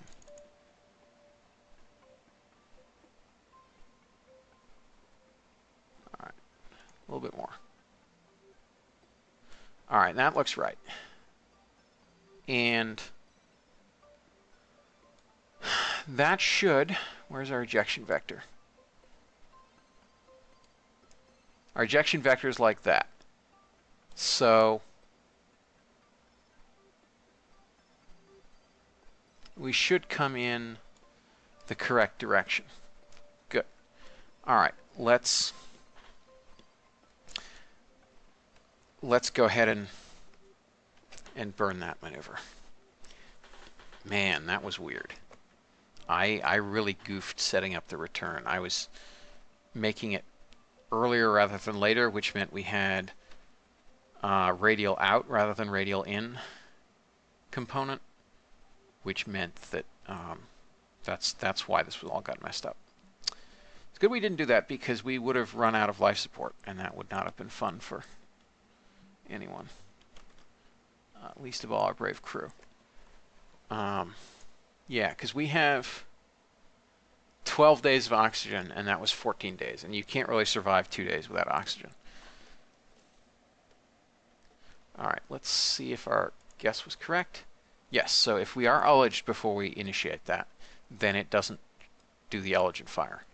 So that's cool.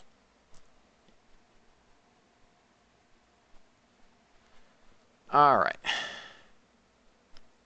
Now we will try ejecting again.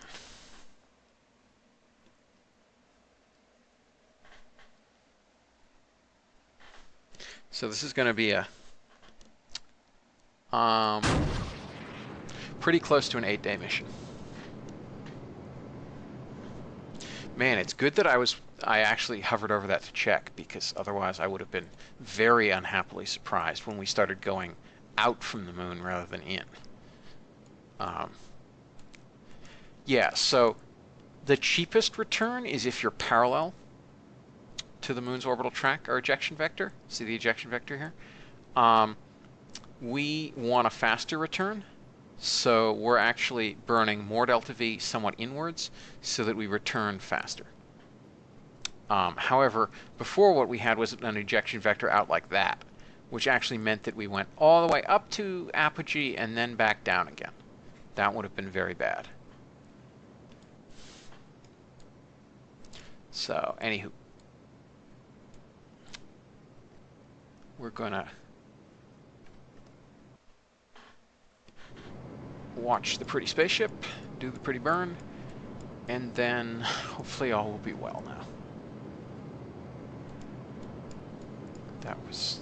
This was a comedy of errors. It is, after all, Labrador 13. Who could expect anything else?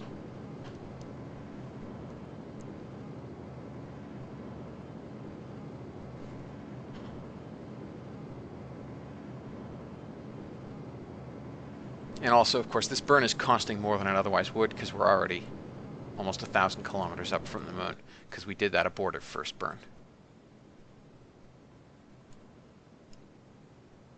All right.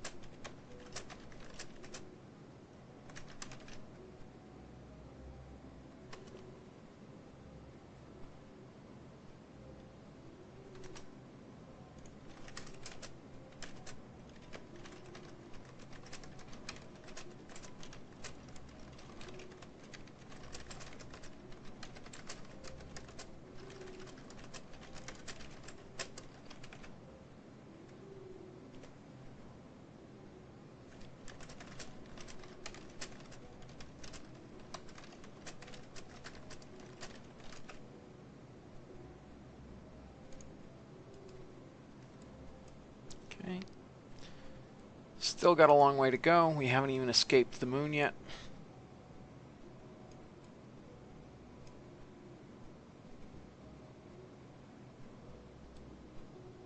Let's see, here's to Earth.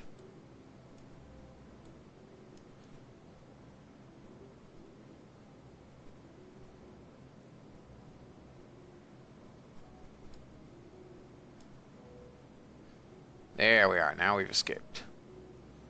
And now we'll watch our perigee slowly trundle its way in towards the Earth.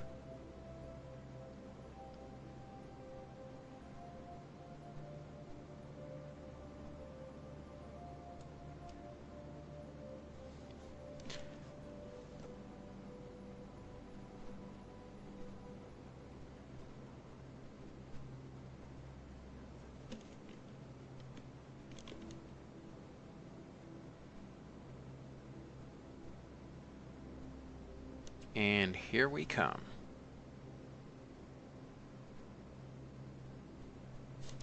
Getting more and more excess hyperbolic velocity. It's good we brought extra delta V, that's for sure. Although the initial capture was fairly low cost, as these things go. So, that's fine.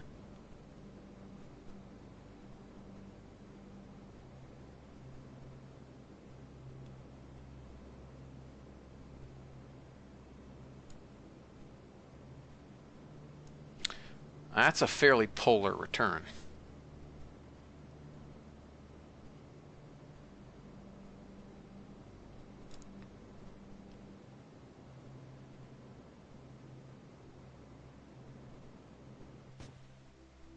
Okay, that's still a little high, so let's... Oh, we ran out of delta V. That's interesting. Apparently the steering losses were so great that we actually ran out of delta V. That's very interesting. Well, happily, we should have some aerosine left here. Yes, 3 liters. So let's transfer out our NTO and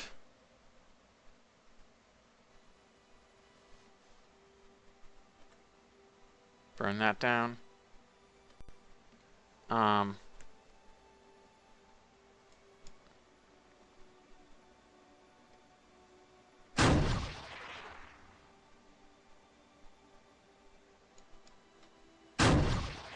Oh, did that fail?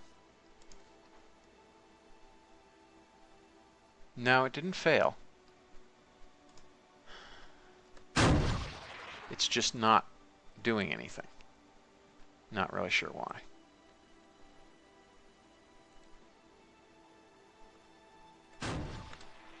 Alright. That is very good. So we still had a tiny bit of aerosine left, so a tiny bit of delta V. So we're going to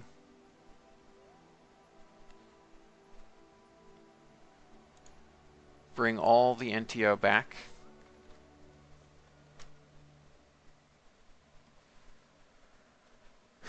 And yeah, we wouldn't have wanted to be stranded in space, that's for sure.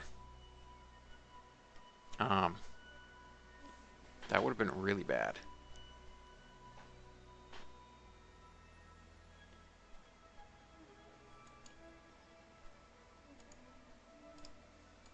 Alright, so let us leave the moon.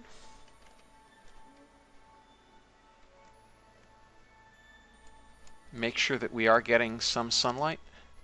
Oh, good. We're getting enough.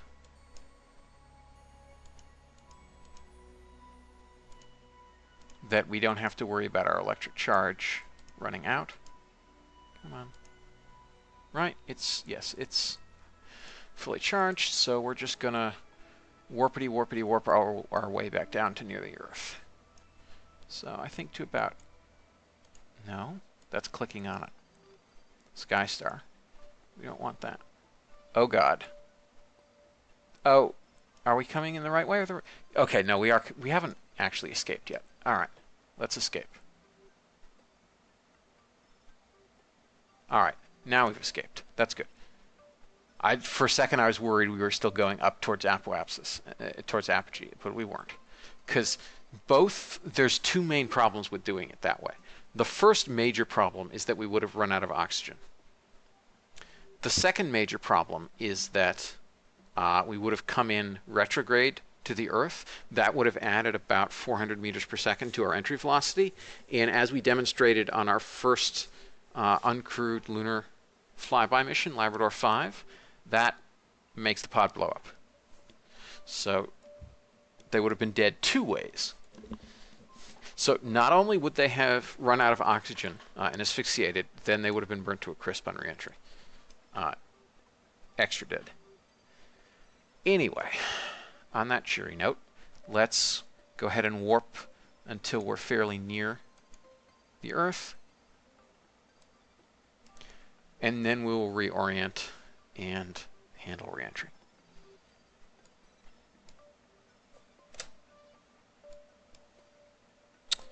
Now, the other thing I didn't check is what we're going to be over when we reenter. Hopefully it's going to be water.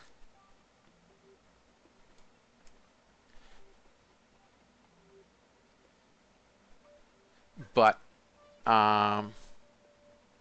yes, that's the United States, isn't it? Yes, it is. All right, so we're going to reenter right in the mid-Pacific, not that far west of Panama. Awesome. Okay, so now we're going to want to 17 minutes to periapsis. All right, so we're going to go ahead actually and jettison the service module now because it no longer has anything for us. But before we do that, we're going to unlock all these things, because otherwise they will run out of oxygen and other fun things. So bye-bye service module. Let's reorient approximately retrograde and turn descent mode on.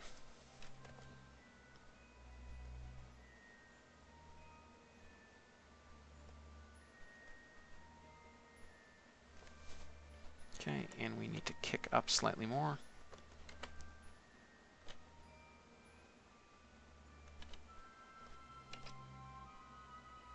All right, I think that is approximately correct as alignments go. So let's warp on down. We're currently at 2,400 kilometers above the Earth. There's the Earth. We're coming in fast. 2,000, 1,500, 1,000.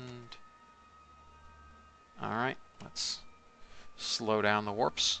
Yep, I guessed pretty much exactly spot on for orientation. Awesome. All right, so we'll warp slowly on down until we're about 160 kilometers up, and then we'll tell MechJeb to hold us in the correct orientation. Oh, it looks like I may not have been pitched up quite enough, but I think it'll be fine. 200 kilometers, 190, 180, 170, 160.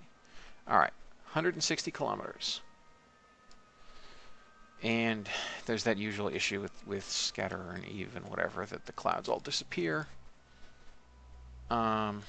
Surface. So we're going to pause, check roll, uncheck pitch, then unpause. MechJeb will realign us. Switch to surface mode. Pitch up a little bit more. We still have plenty of NTO. We'll be fine. All right, and here we come. We're already in the atmosphere, sinking quite fast. Over 1.27 kilometers per second entry sink rate. Descent mode is on, isn't it? Yes, it is. Yeah, our periapsis is a little lower than usual. We've done 30 usually, so we'll see how this goes.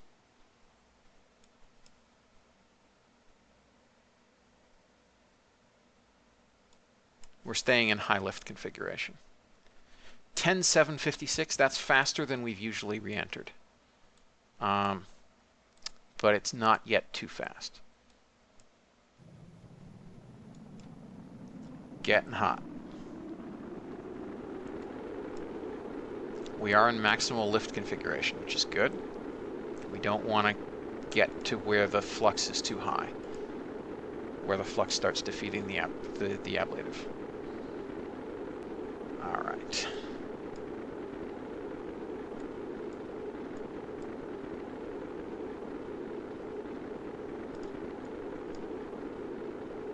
Okay, perigee is rising and rising and rising.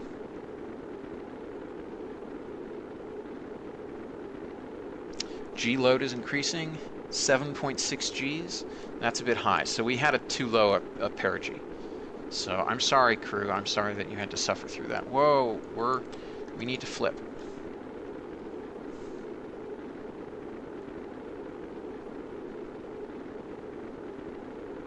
We do not want to skip out of the atmosphere this time. I mean, we could survive if we did. We'll only skip for a couple hours, but we'll flip inverted, and we should manage to defeat the skip before we get too much vertical velocity.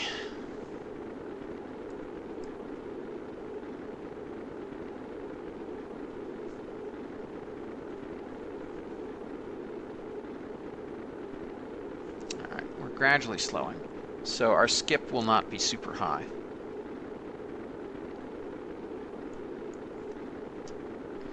So we can now unflip.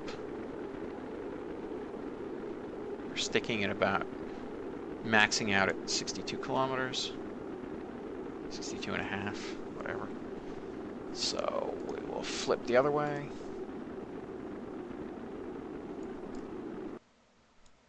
How's that going?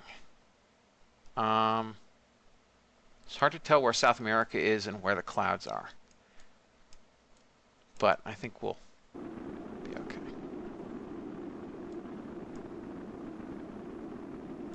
Man, we're still at almost orbital velocity. That's pretty impressive. Only about 500 meters short of orbital velocity.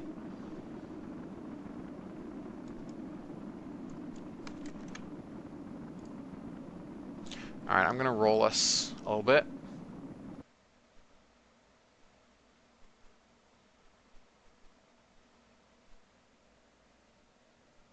No, that's decreasing our inclination. That was the wrong way.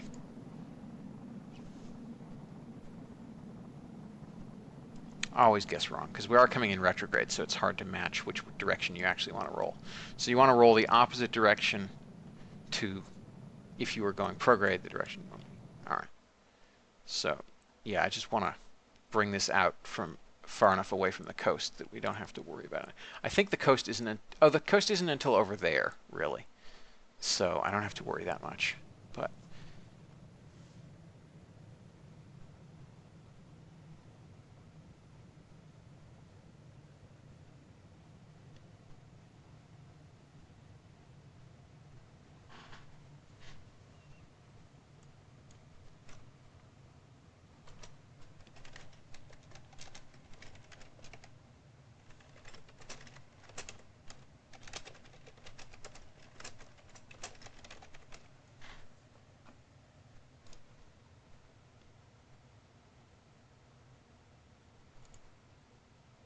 all right.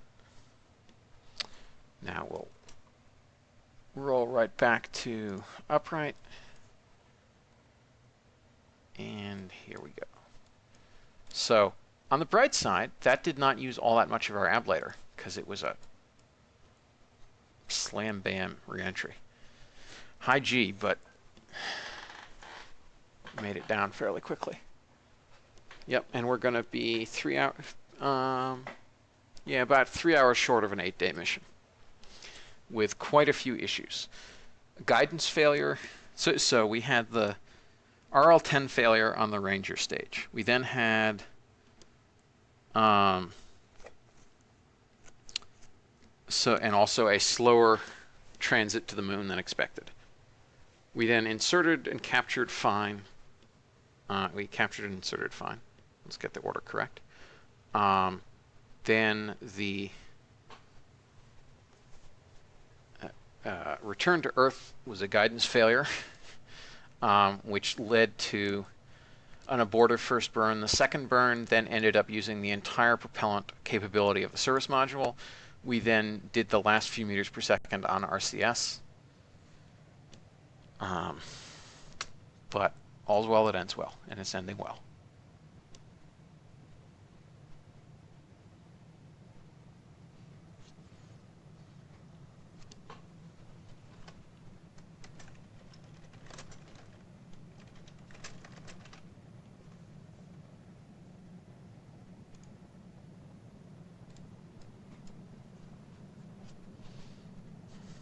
We're now moving at a fairly sedate Mach 18.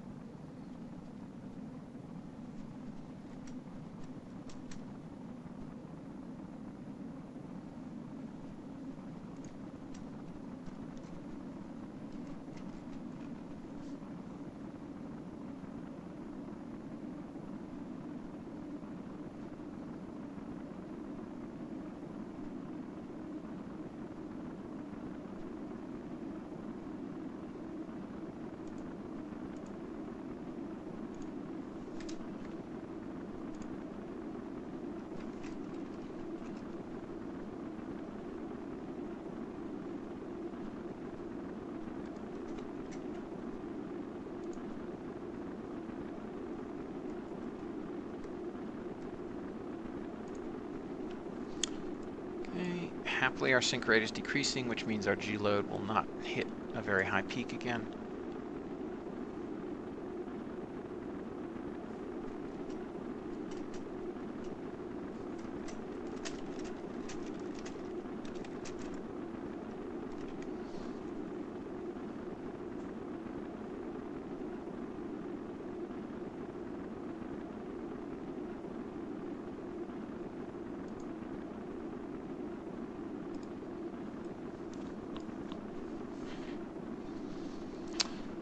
.50 kilometers, leveling off again.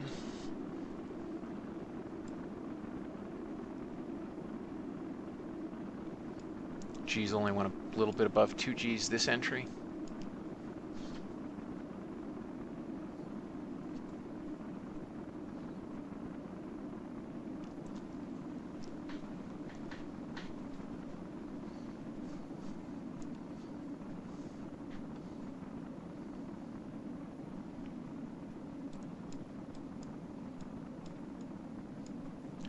Yep, and it's good. Yeah, Ven modeled the little hatch on the bottom of that heat shield.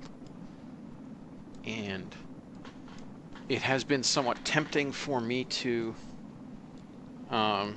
make a Labrador Block 3 that looked rather more like TKS, where there actually was a HAB section below it.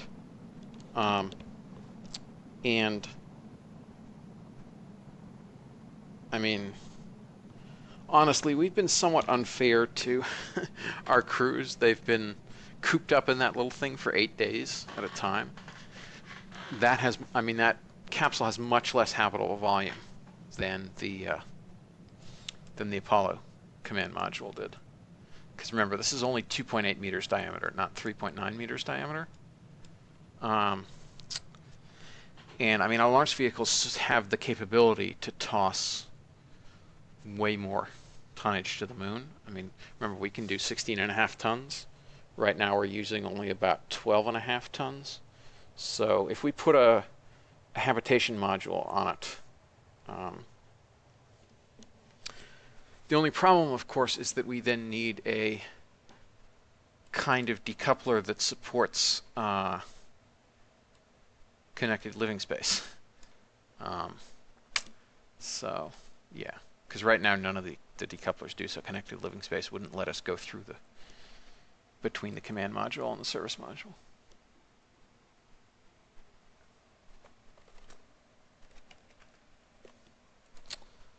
Okay, and down to hypersonic speeds.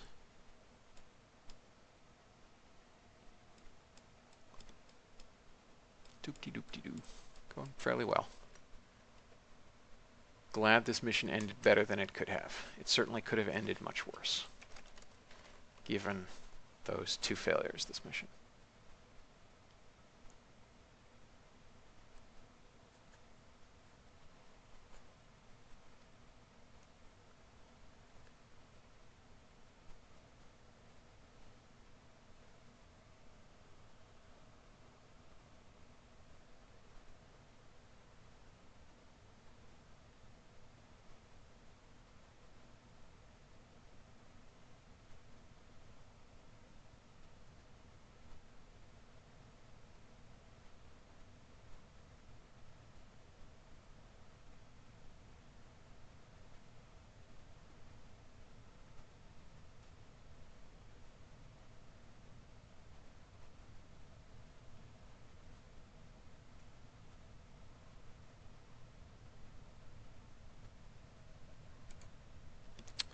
Okay, gradually approaching subsonic.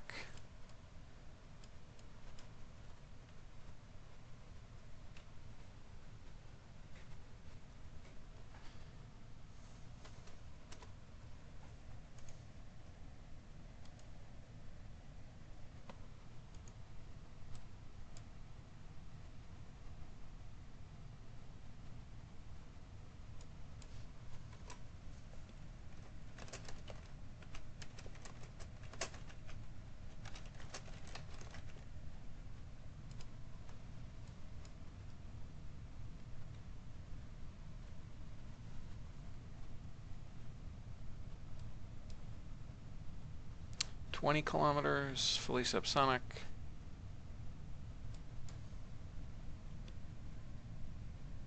Let's warpity warp on down to 4.5 kilometers. MechJeb is going to run out of RCS propellant soon.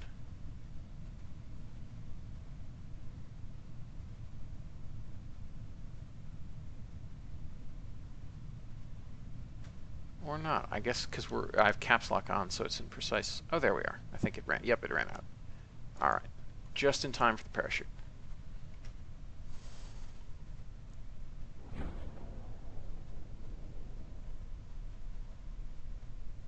Okay, and we'll pass through the cloud bank.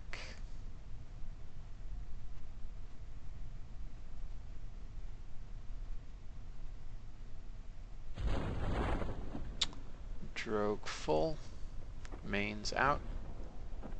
Cut the drogue and mains fully deploy. Oops, at 1500. There we are. And now we ghost on down to an evening landing off the coast of South America.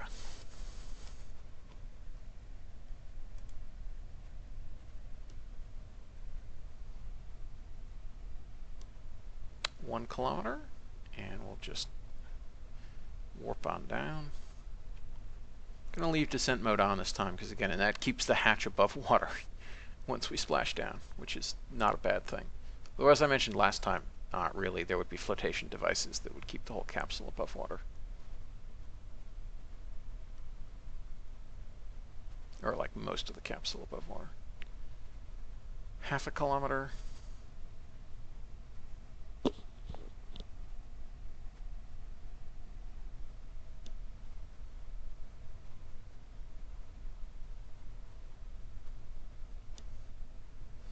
Steady, stately 5 meters per second. 150. 100. 50. And the last little bit to sploosh down. And there we are. Okay, this time the capsule is much higher above the water than usual. So that's fine. So, let's recover the vessel. Man, it's looking kind of stormy.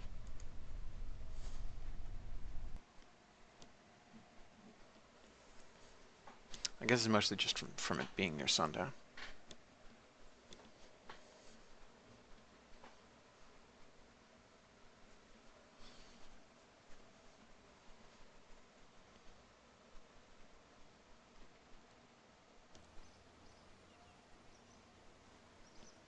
And from orbit around the moon. And we get a lot of money back this time. That's nice. And they all advanced their levels. So that was a highly successful mission. In the end. So yeah, now we just have to launch that Meteo 3. Let's roll it out to a pad. It's only going to take 4 hours to roll out. And now we... What is the land that's required? I think it has a required land, doesn't it? Land, 344.7 degrees. Inclination 90 degrees. Alright. So we need to launch at about 340 degrees. Because, again, the Earth will rotate a little bit. Rotate a little bit under us. So we need to go ahead and save as 1963. Oops. 0707. In this universe, nothing bad happens then. Right. So let's go ahead, oops, and take it out to the pad. And we need to wait until our land matches.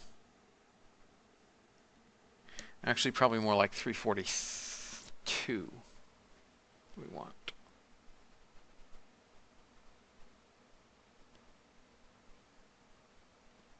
I wonder if this contract shows an orbit line in map view, or if it does not. It probably doesn't. Maybe it does.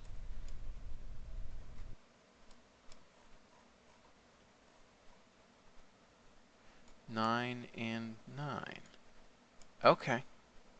So yeah, awesome. So we actually can line it up with that too. So where are we? We're right there. And which direction is the orbit going in? So that would be a northerly launch. If we launched from there. I think we might as well have a southerly launch. So we can do it in the day anyway.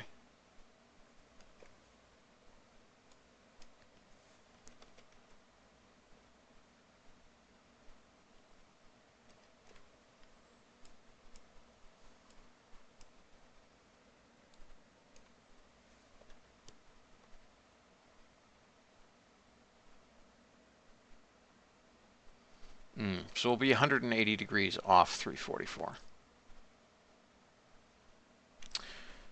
Which is, we were aiming for 342 minus 180, that's 162. Let's see if that proves correct.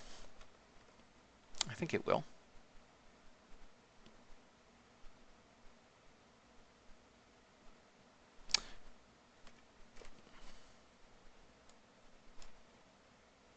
All right, so there we are.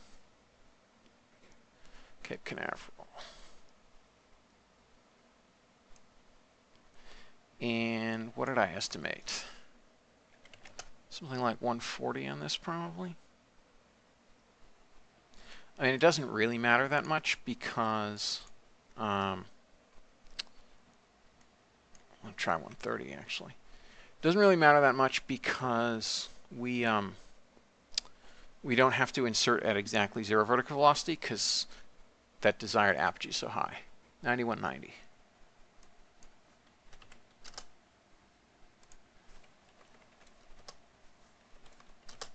.90 degrees, and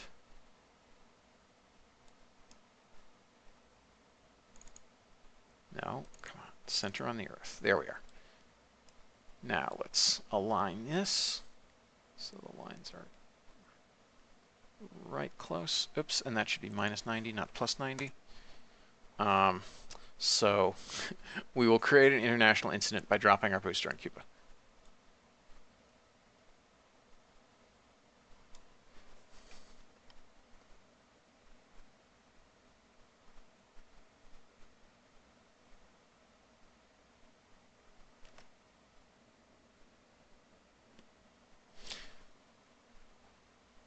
Oh, no, it was plus 180, not minus 180. That's interesting.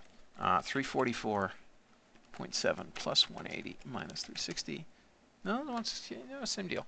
All right, so somehow my math isn't working quite correctly, or the LAN of this orbit isn't correct, or something.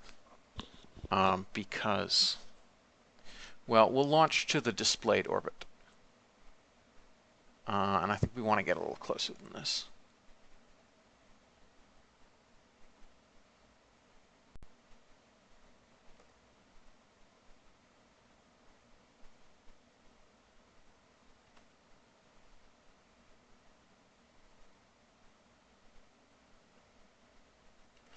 I think we want to go about here.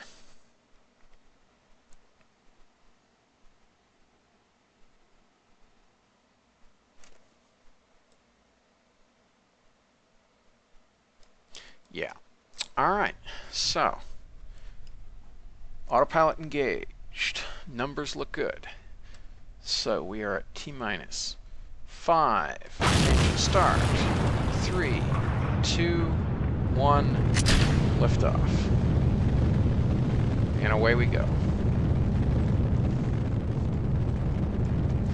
By far the cheapest rocket we have launched in a long time.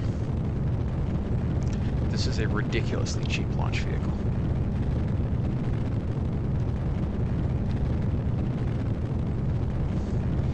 This thing is so cheap it's literally a tenth the price of that Jupiter launch.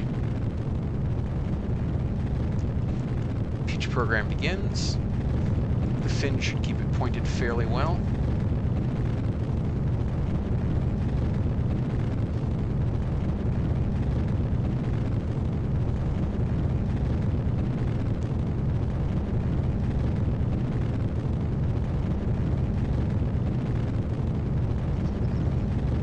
I hope we brought enough delta V. Oh, part of that is because I drastically overloaded the liquid oxygen on this thing. That's part of it.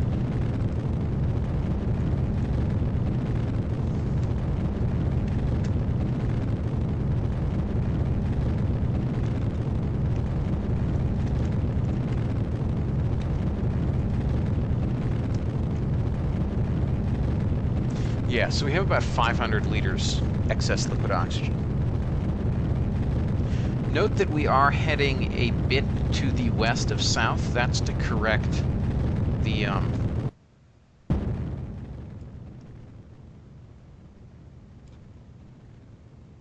whoa, we all right, no, actually I guess we are going to align fairly well, all things considered.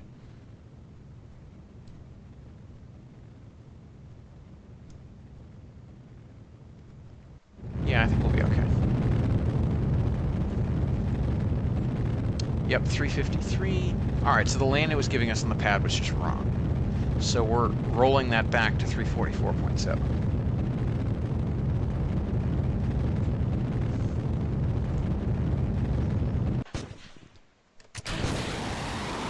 Wait, did we have a fail? No, we didn't have a failure. Why can we not engage RCS? What is going on here? That's interesting.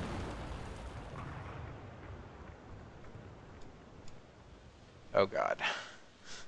This is bad. What's the... Oh! Oh, we're overweight for the guidance. Oh, that's interesting.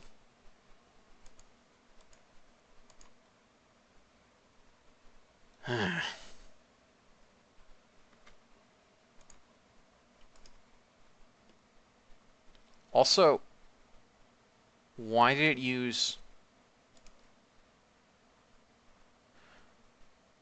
Alright, that's just... Something seriously messed up here. It used up all the... Alright, that's just really kind of weird. Alright. Wait, also that's further confusing because I thought it actually had an extra piece of guidance in it, but maybe it doesn't. I thought I designed it with some extra... I thought that stage actually did have an extra guidance unit in it. Anyway, this mission is now a total failure. There really is nothing we can do. So, yeah. Range safety has blown the vessel. And...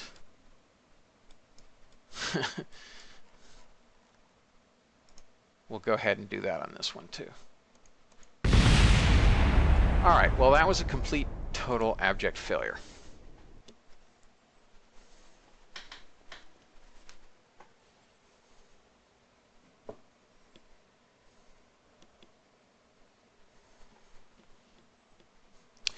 Okay, so lesson learned. It needs a little bit of extra guidance. And I need to start the RCS before staging, and I don't know why MechJeb used up all of that TATB at once. Hopefully that's not indicative of issues later. All right, so... Oh, no, it does not have the guidance unit there. That's disturbing.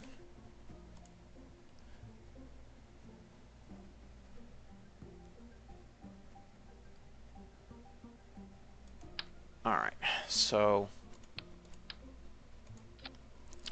I guess what we'll do is we'll just put a second guidance unit on it, which is really kind of a waste, but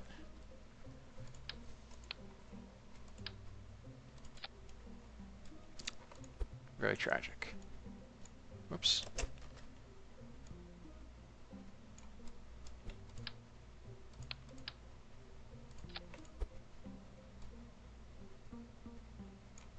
All right. So that decreases the delta V markedly.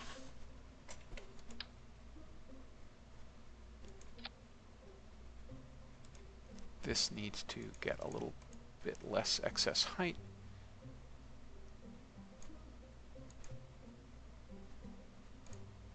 All right.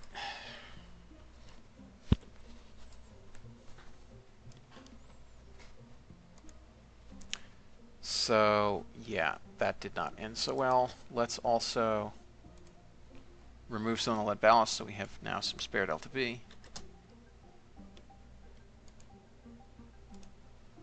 All right, that brings us back broadly to where we were before in terms of delta V.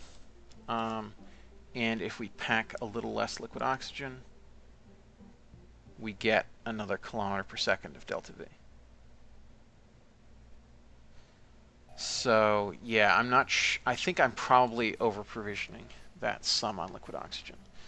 But let's check. 30, yeah, it was 35.9. So,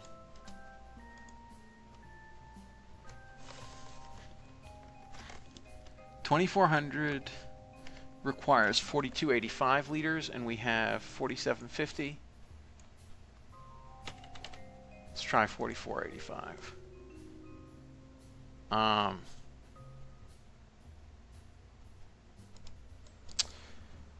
Okay, hopefully we will not have so much boil off that becomes, oh wait, guess what we can do? Of course, rather than paying the price for, yes of course, this was stupid. Rather than paying the price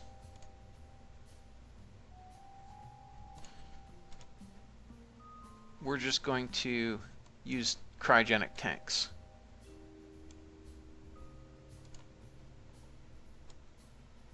Which actually, I think the mass penalty will be less from using cryogenic tanks than it is from over-provisioning on the tanks we have. Alright. But we are going to over-provision just a little bit, because there will be some boil-off. There's always some boil-off.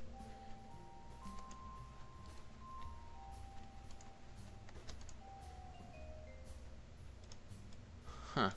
That did not... So those cryogenic tanks mass more than I thought they did. I guess we didn't actually do that badly. Whoops. By doing that over provisioning. Cryogenic really masses way the heck more than... Alright, let's shrink this a little bit and up the utilization. I guess we'll do a common bulkhead. Oh, I know what we can do. How much kerosene is there? 716. How much kerosene is down here? 401.8. Is 1117.8. So let's add only kerosene here.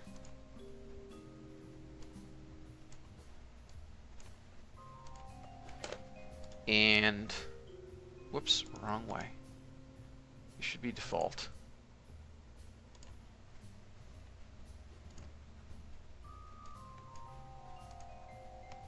Okay. And how much is this? How many liters? 1.99. All right, so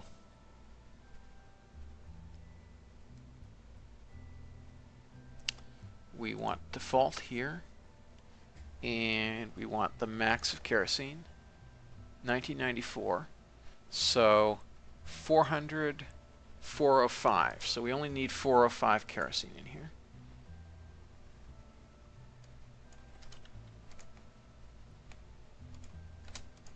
That'll save us some mass.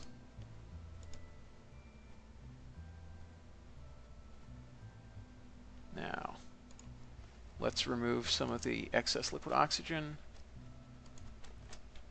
So I'm doing this way because I realize we only have to make the liquid oxygen tank cryogenic. The kerosene tanks can still be type default.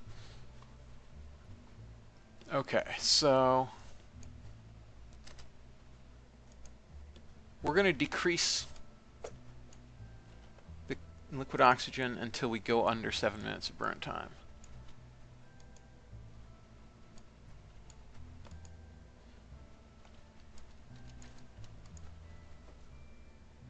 All right. Now we have decent delta V. What do we have? 405 kerosene. Let's shrink this a little more.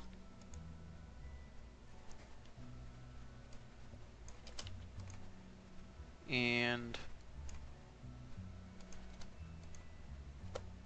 we still have excess LOX. Shrink it again. No, we shrunk it too much. Let's try this. 405. And max that out again. Okay, I guess we need to expand a bit more.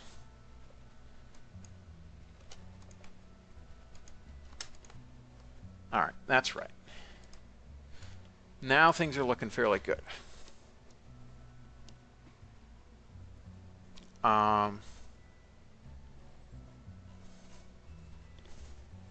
All right, and man, that does look kind of like the Delta K stage, or very like a Russian stage.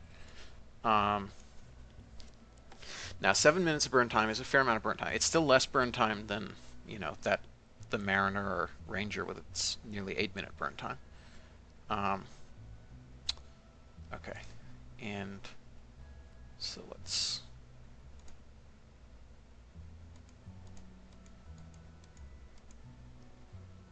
save some mass on the fairing. We don't need that much fairing. That gives us ever so slightly more delta V. Right.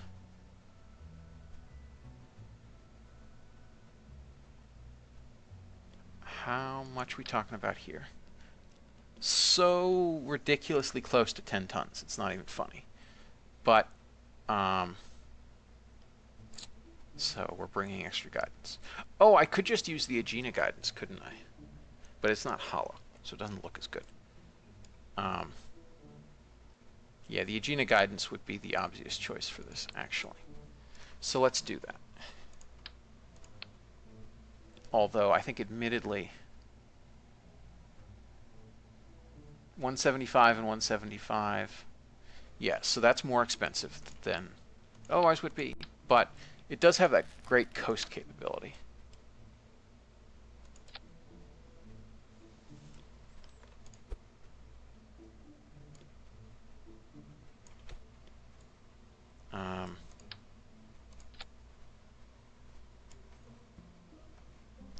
All right, and now we put these back on.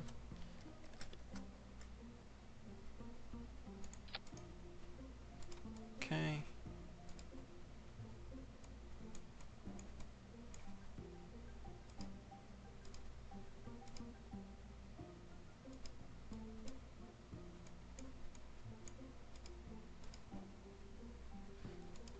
All right.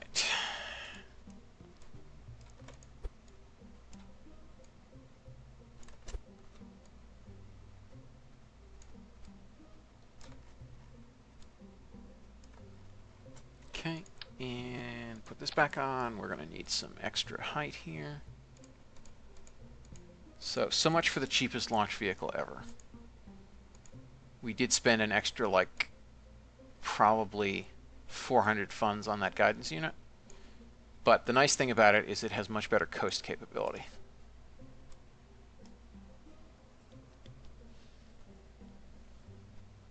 And with a cryogenic tank, this thing is going to have truly exceptional coast capability. Like, this is the sort of thing you could be like the Russians and use this stage both for setting up a GTO burn and then circularizing in geostationary orbit, or more appropriate, like a Molniya or Tundra orbit. So yeah, I'm going to go ahead and overwrite the old version. We'll add our spare stages. Scorpion DE4. Overwrite.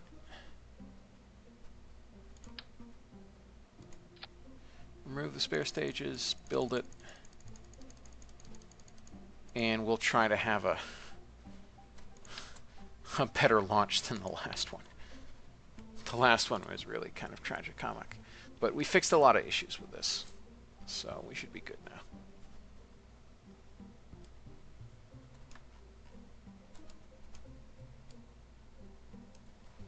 All right.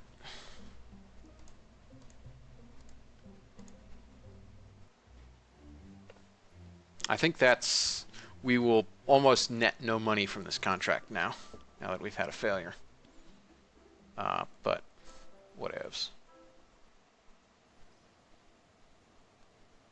Oh, I forgot. I forgot to actually do any research on those engines. That was also bad.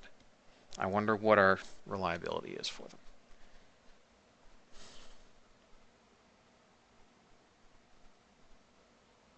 Load this back up. Just do a quick check.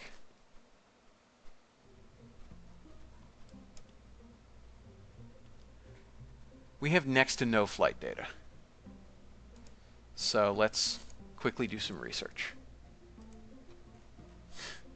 That was really bad.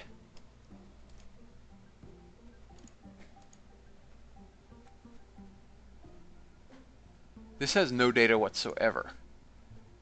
So, oops, what research rate is that? 95 data per day, which means in 10 days it'll be about 1,000.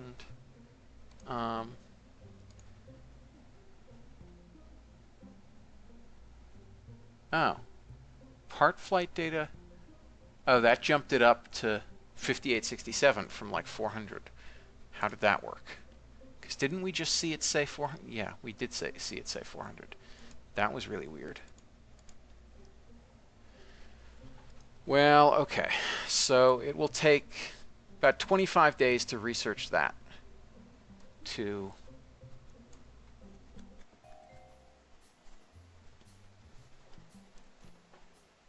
what's needed. Oh wait, and I can lock. Yeah, I think I can unlock the new verniers, can't I? I believe I've unlocked enough nodes that we could unlock that new configuration for those verniers. But whatever. Other thing we should do is we might as well get sounding rocket high because we're clearly going over 1,600 kilometers. So that's some nice synergy.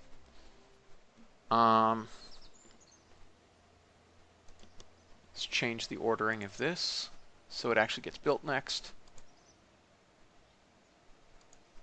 Interesting, the other one only took 9 days. This one's taking 11 days. I'm not really, I guess there maybe we had some parts reused or something. Anyway, we're going to go 25 days into the future. So the end of July. Oops, start of August, whatever.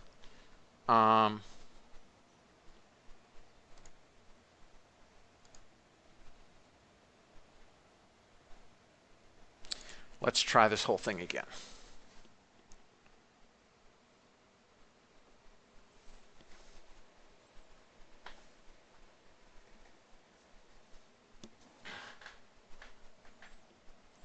And even if the launch had succeeded, it's not entirely clear we would have had enough delta V due to that overloaded LOX. We might have still had too much boil off from the 3-hour coast or whatever up to apogee. Or 2-hour coast. No, even 9,000 is probably only like 3-hour orbit. So yeah, about 2-hour coast or something. All right, let's go ahead and line up for this again. All right, we're much closer to alignment this time. Center on the Earth. We can't trust our LAN, as I said.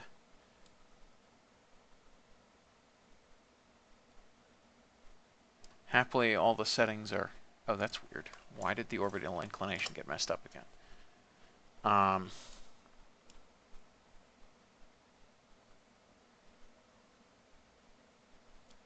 right. Okay, let's warp until we're right under things. Or nearly so.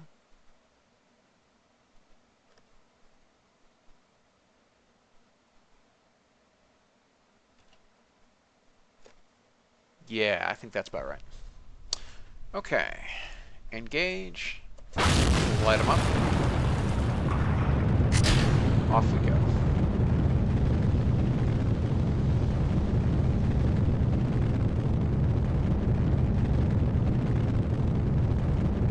Oh, I think he just gave me max research just for the heck of it for that thing. Not really sure why.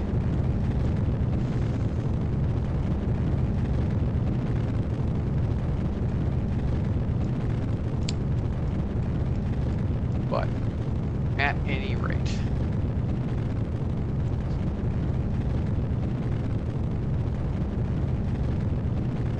so now the LAN updates. Oh, no, I know why the LAN wasn't reliable, because we weren't in a polar orbit anyway.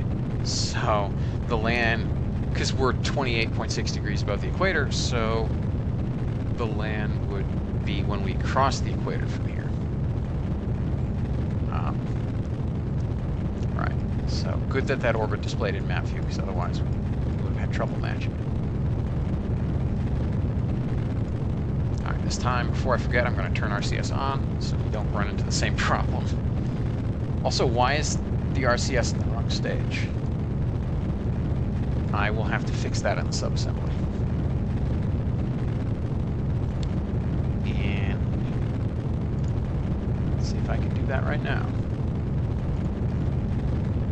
Scorpion DE4.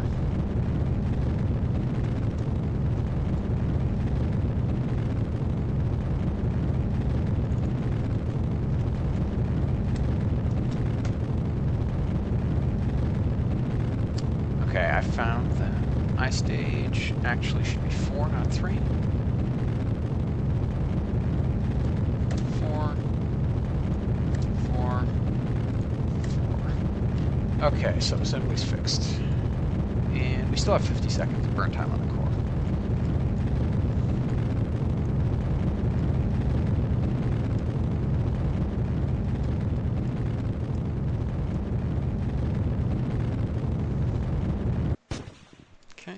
Whoops, that. Why did that burn out at 2 minutes and 10 seconds? It has only been 2 minutes and 10 seconds. Why did it just cut out? It didn't fail.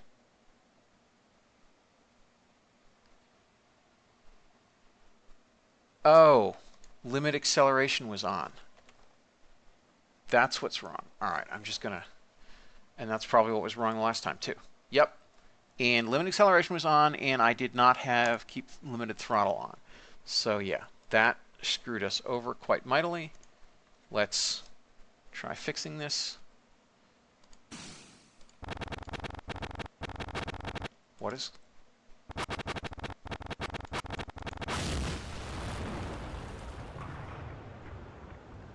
That was confusing.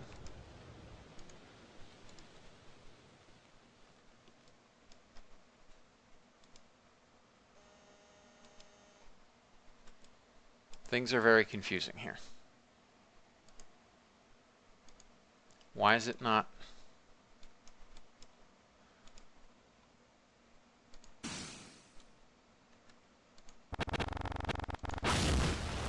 That was weird.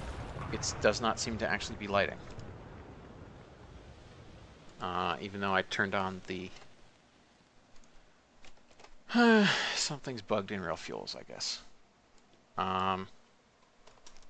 So... Yeah, we'll be right back.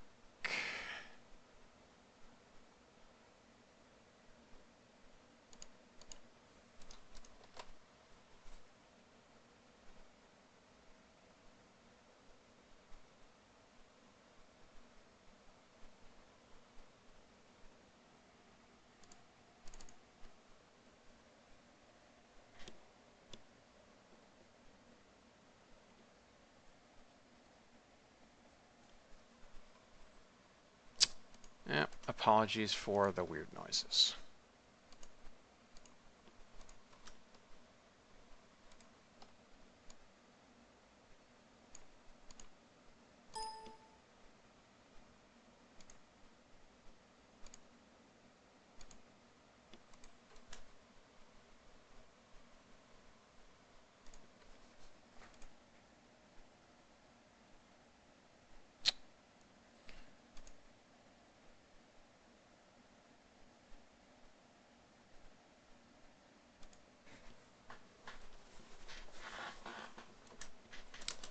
Alright, let us quickly finish this launch and call an end to the episode, because really, it's been quite an extensive episode. And we'll finally get this thing actually underway. I had hoped we'd actually get all the way to launching the station this episode, but that is not what is happening.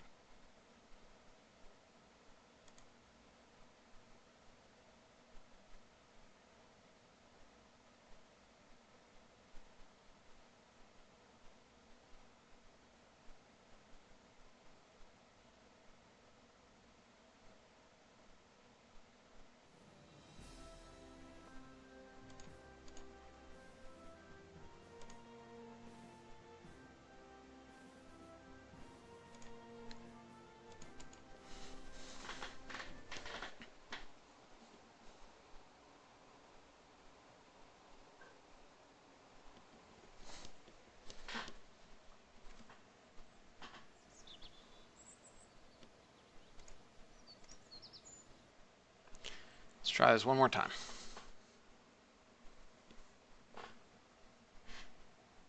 At least now I know what's going on. It was not. It was a. It was user error. I don't know why Real Fuels wasn't reigniting the engine, but I do know that the limit acceleration thing was user error.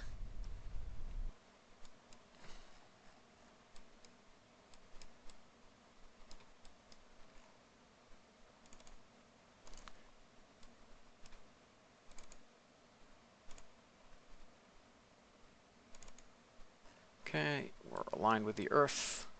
We're aligned with the plane of the orbit.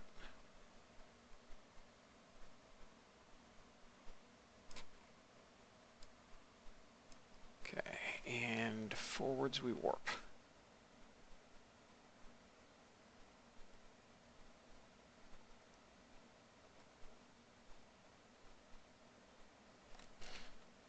That's cutting it a little fine, but we'll go with it. All right. There we go.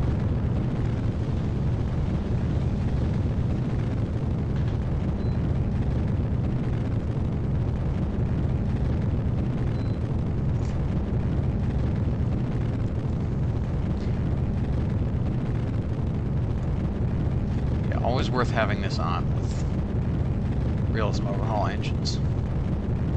I thought I had it on before, but I guess I did not. program begun. Watch our LAN progress towards the correct LAN. And we can go ahead and watch from the map view as well. So yeah, we're still a little bit west of. All right, so we shall see. We may have to correct our LAN a bit on the way up.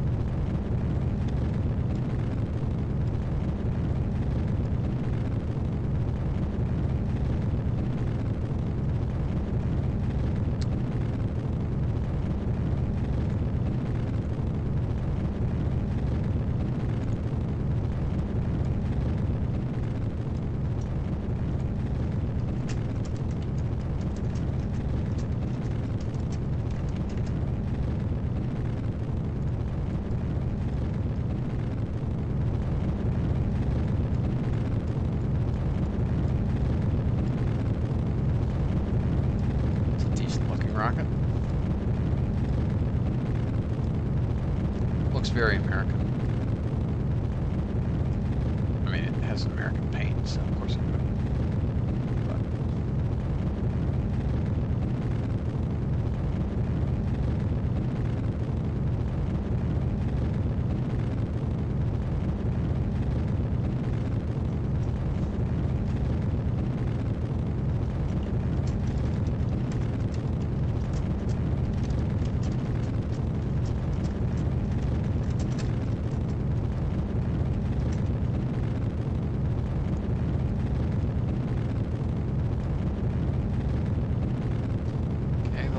gradually progressing towards where we want it to be.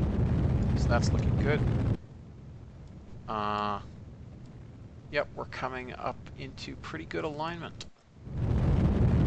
15 seconds to core burnout, RCS to on.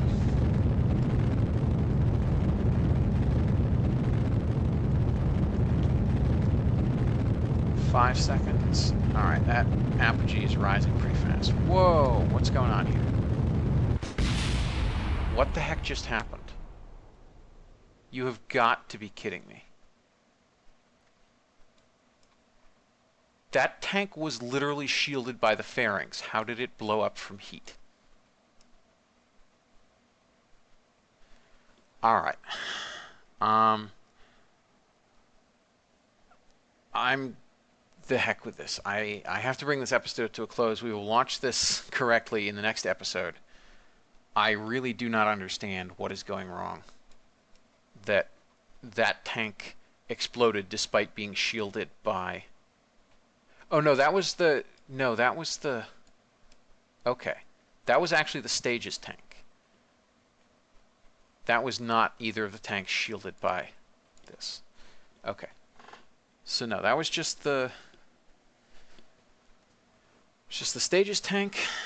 I am unsure how going a kilometer per second, sorry, going 3 kilometers per second at over 100 kilometers would cause that thing to overheat.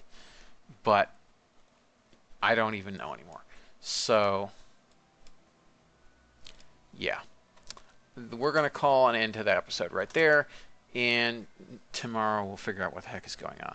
So, thank you all for watching. I'm sorry that the last half hour has been a series of mess ups one after another, and I'll see you again soon.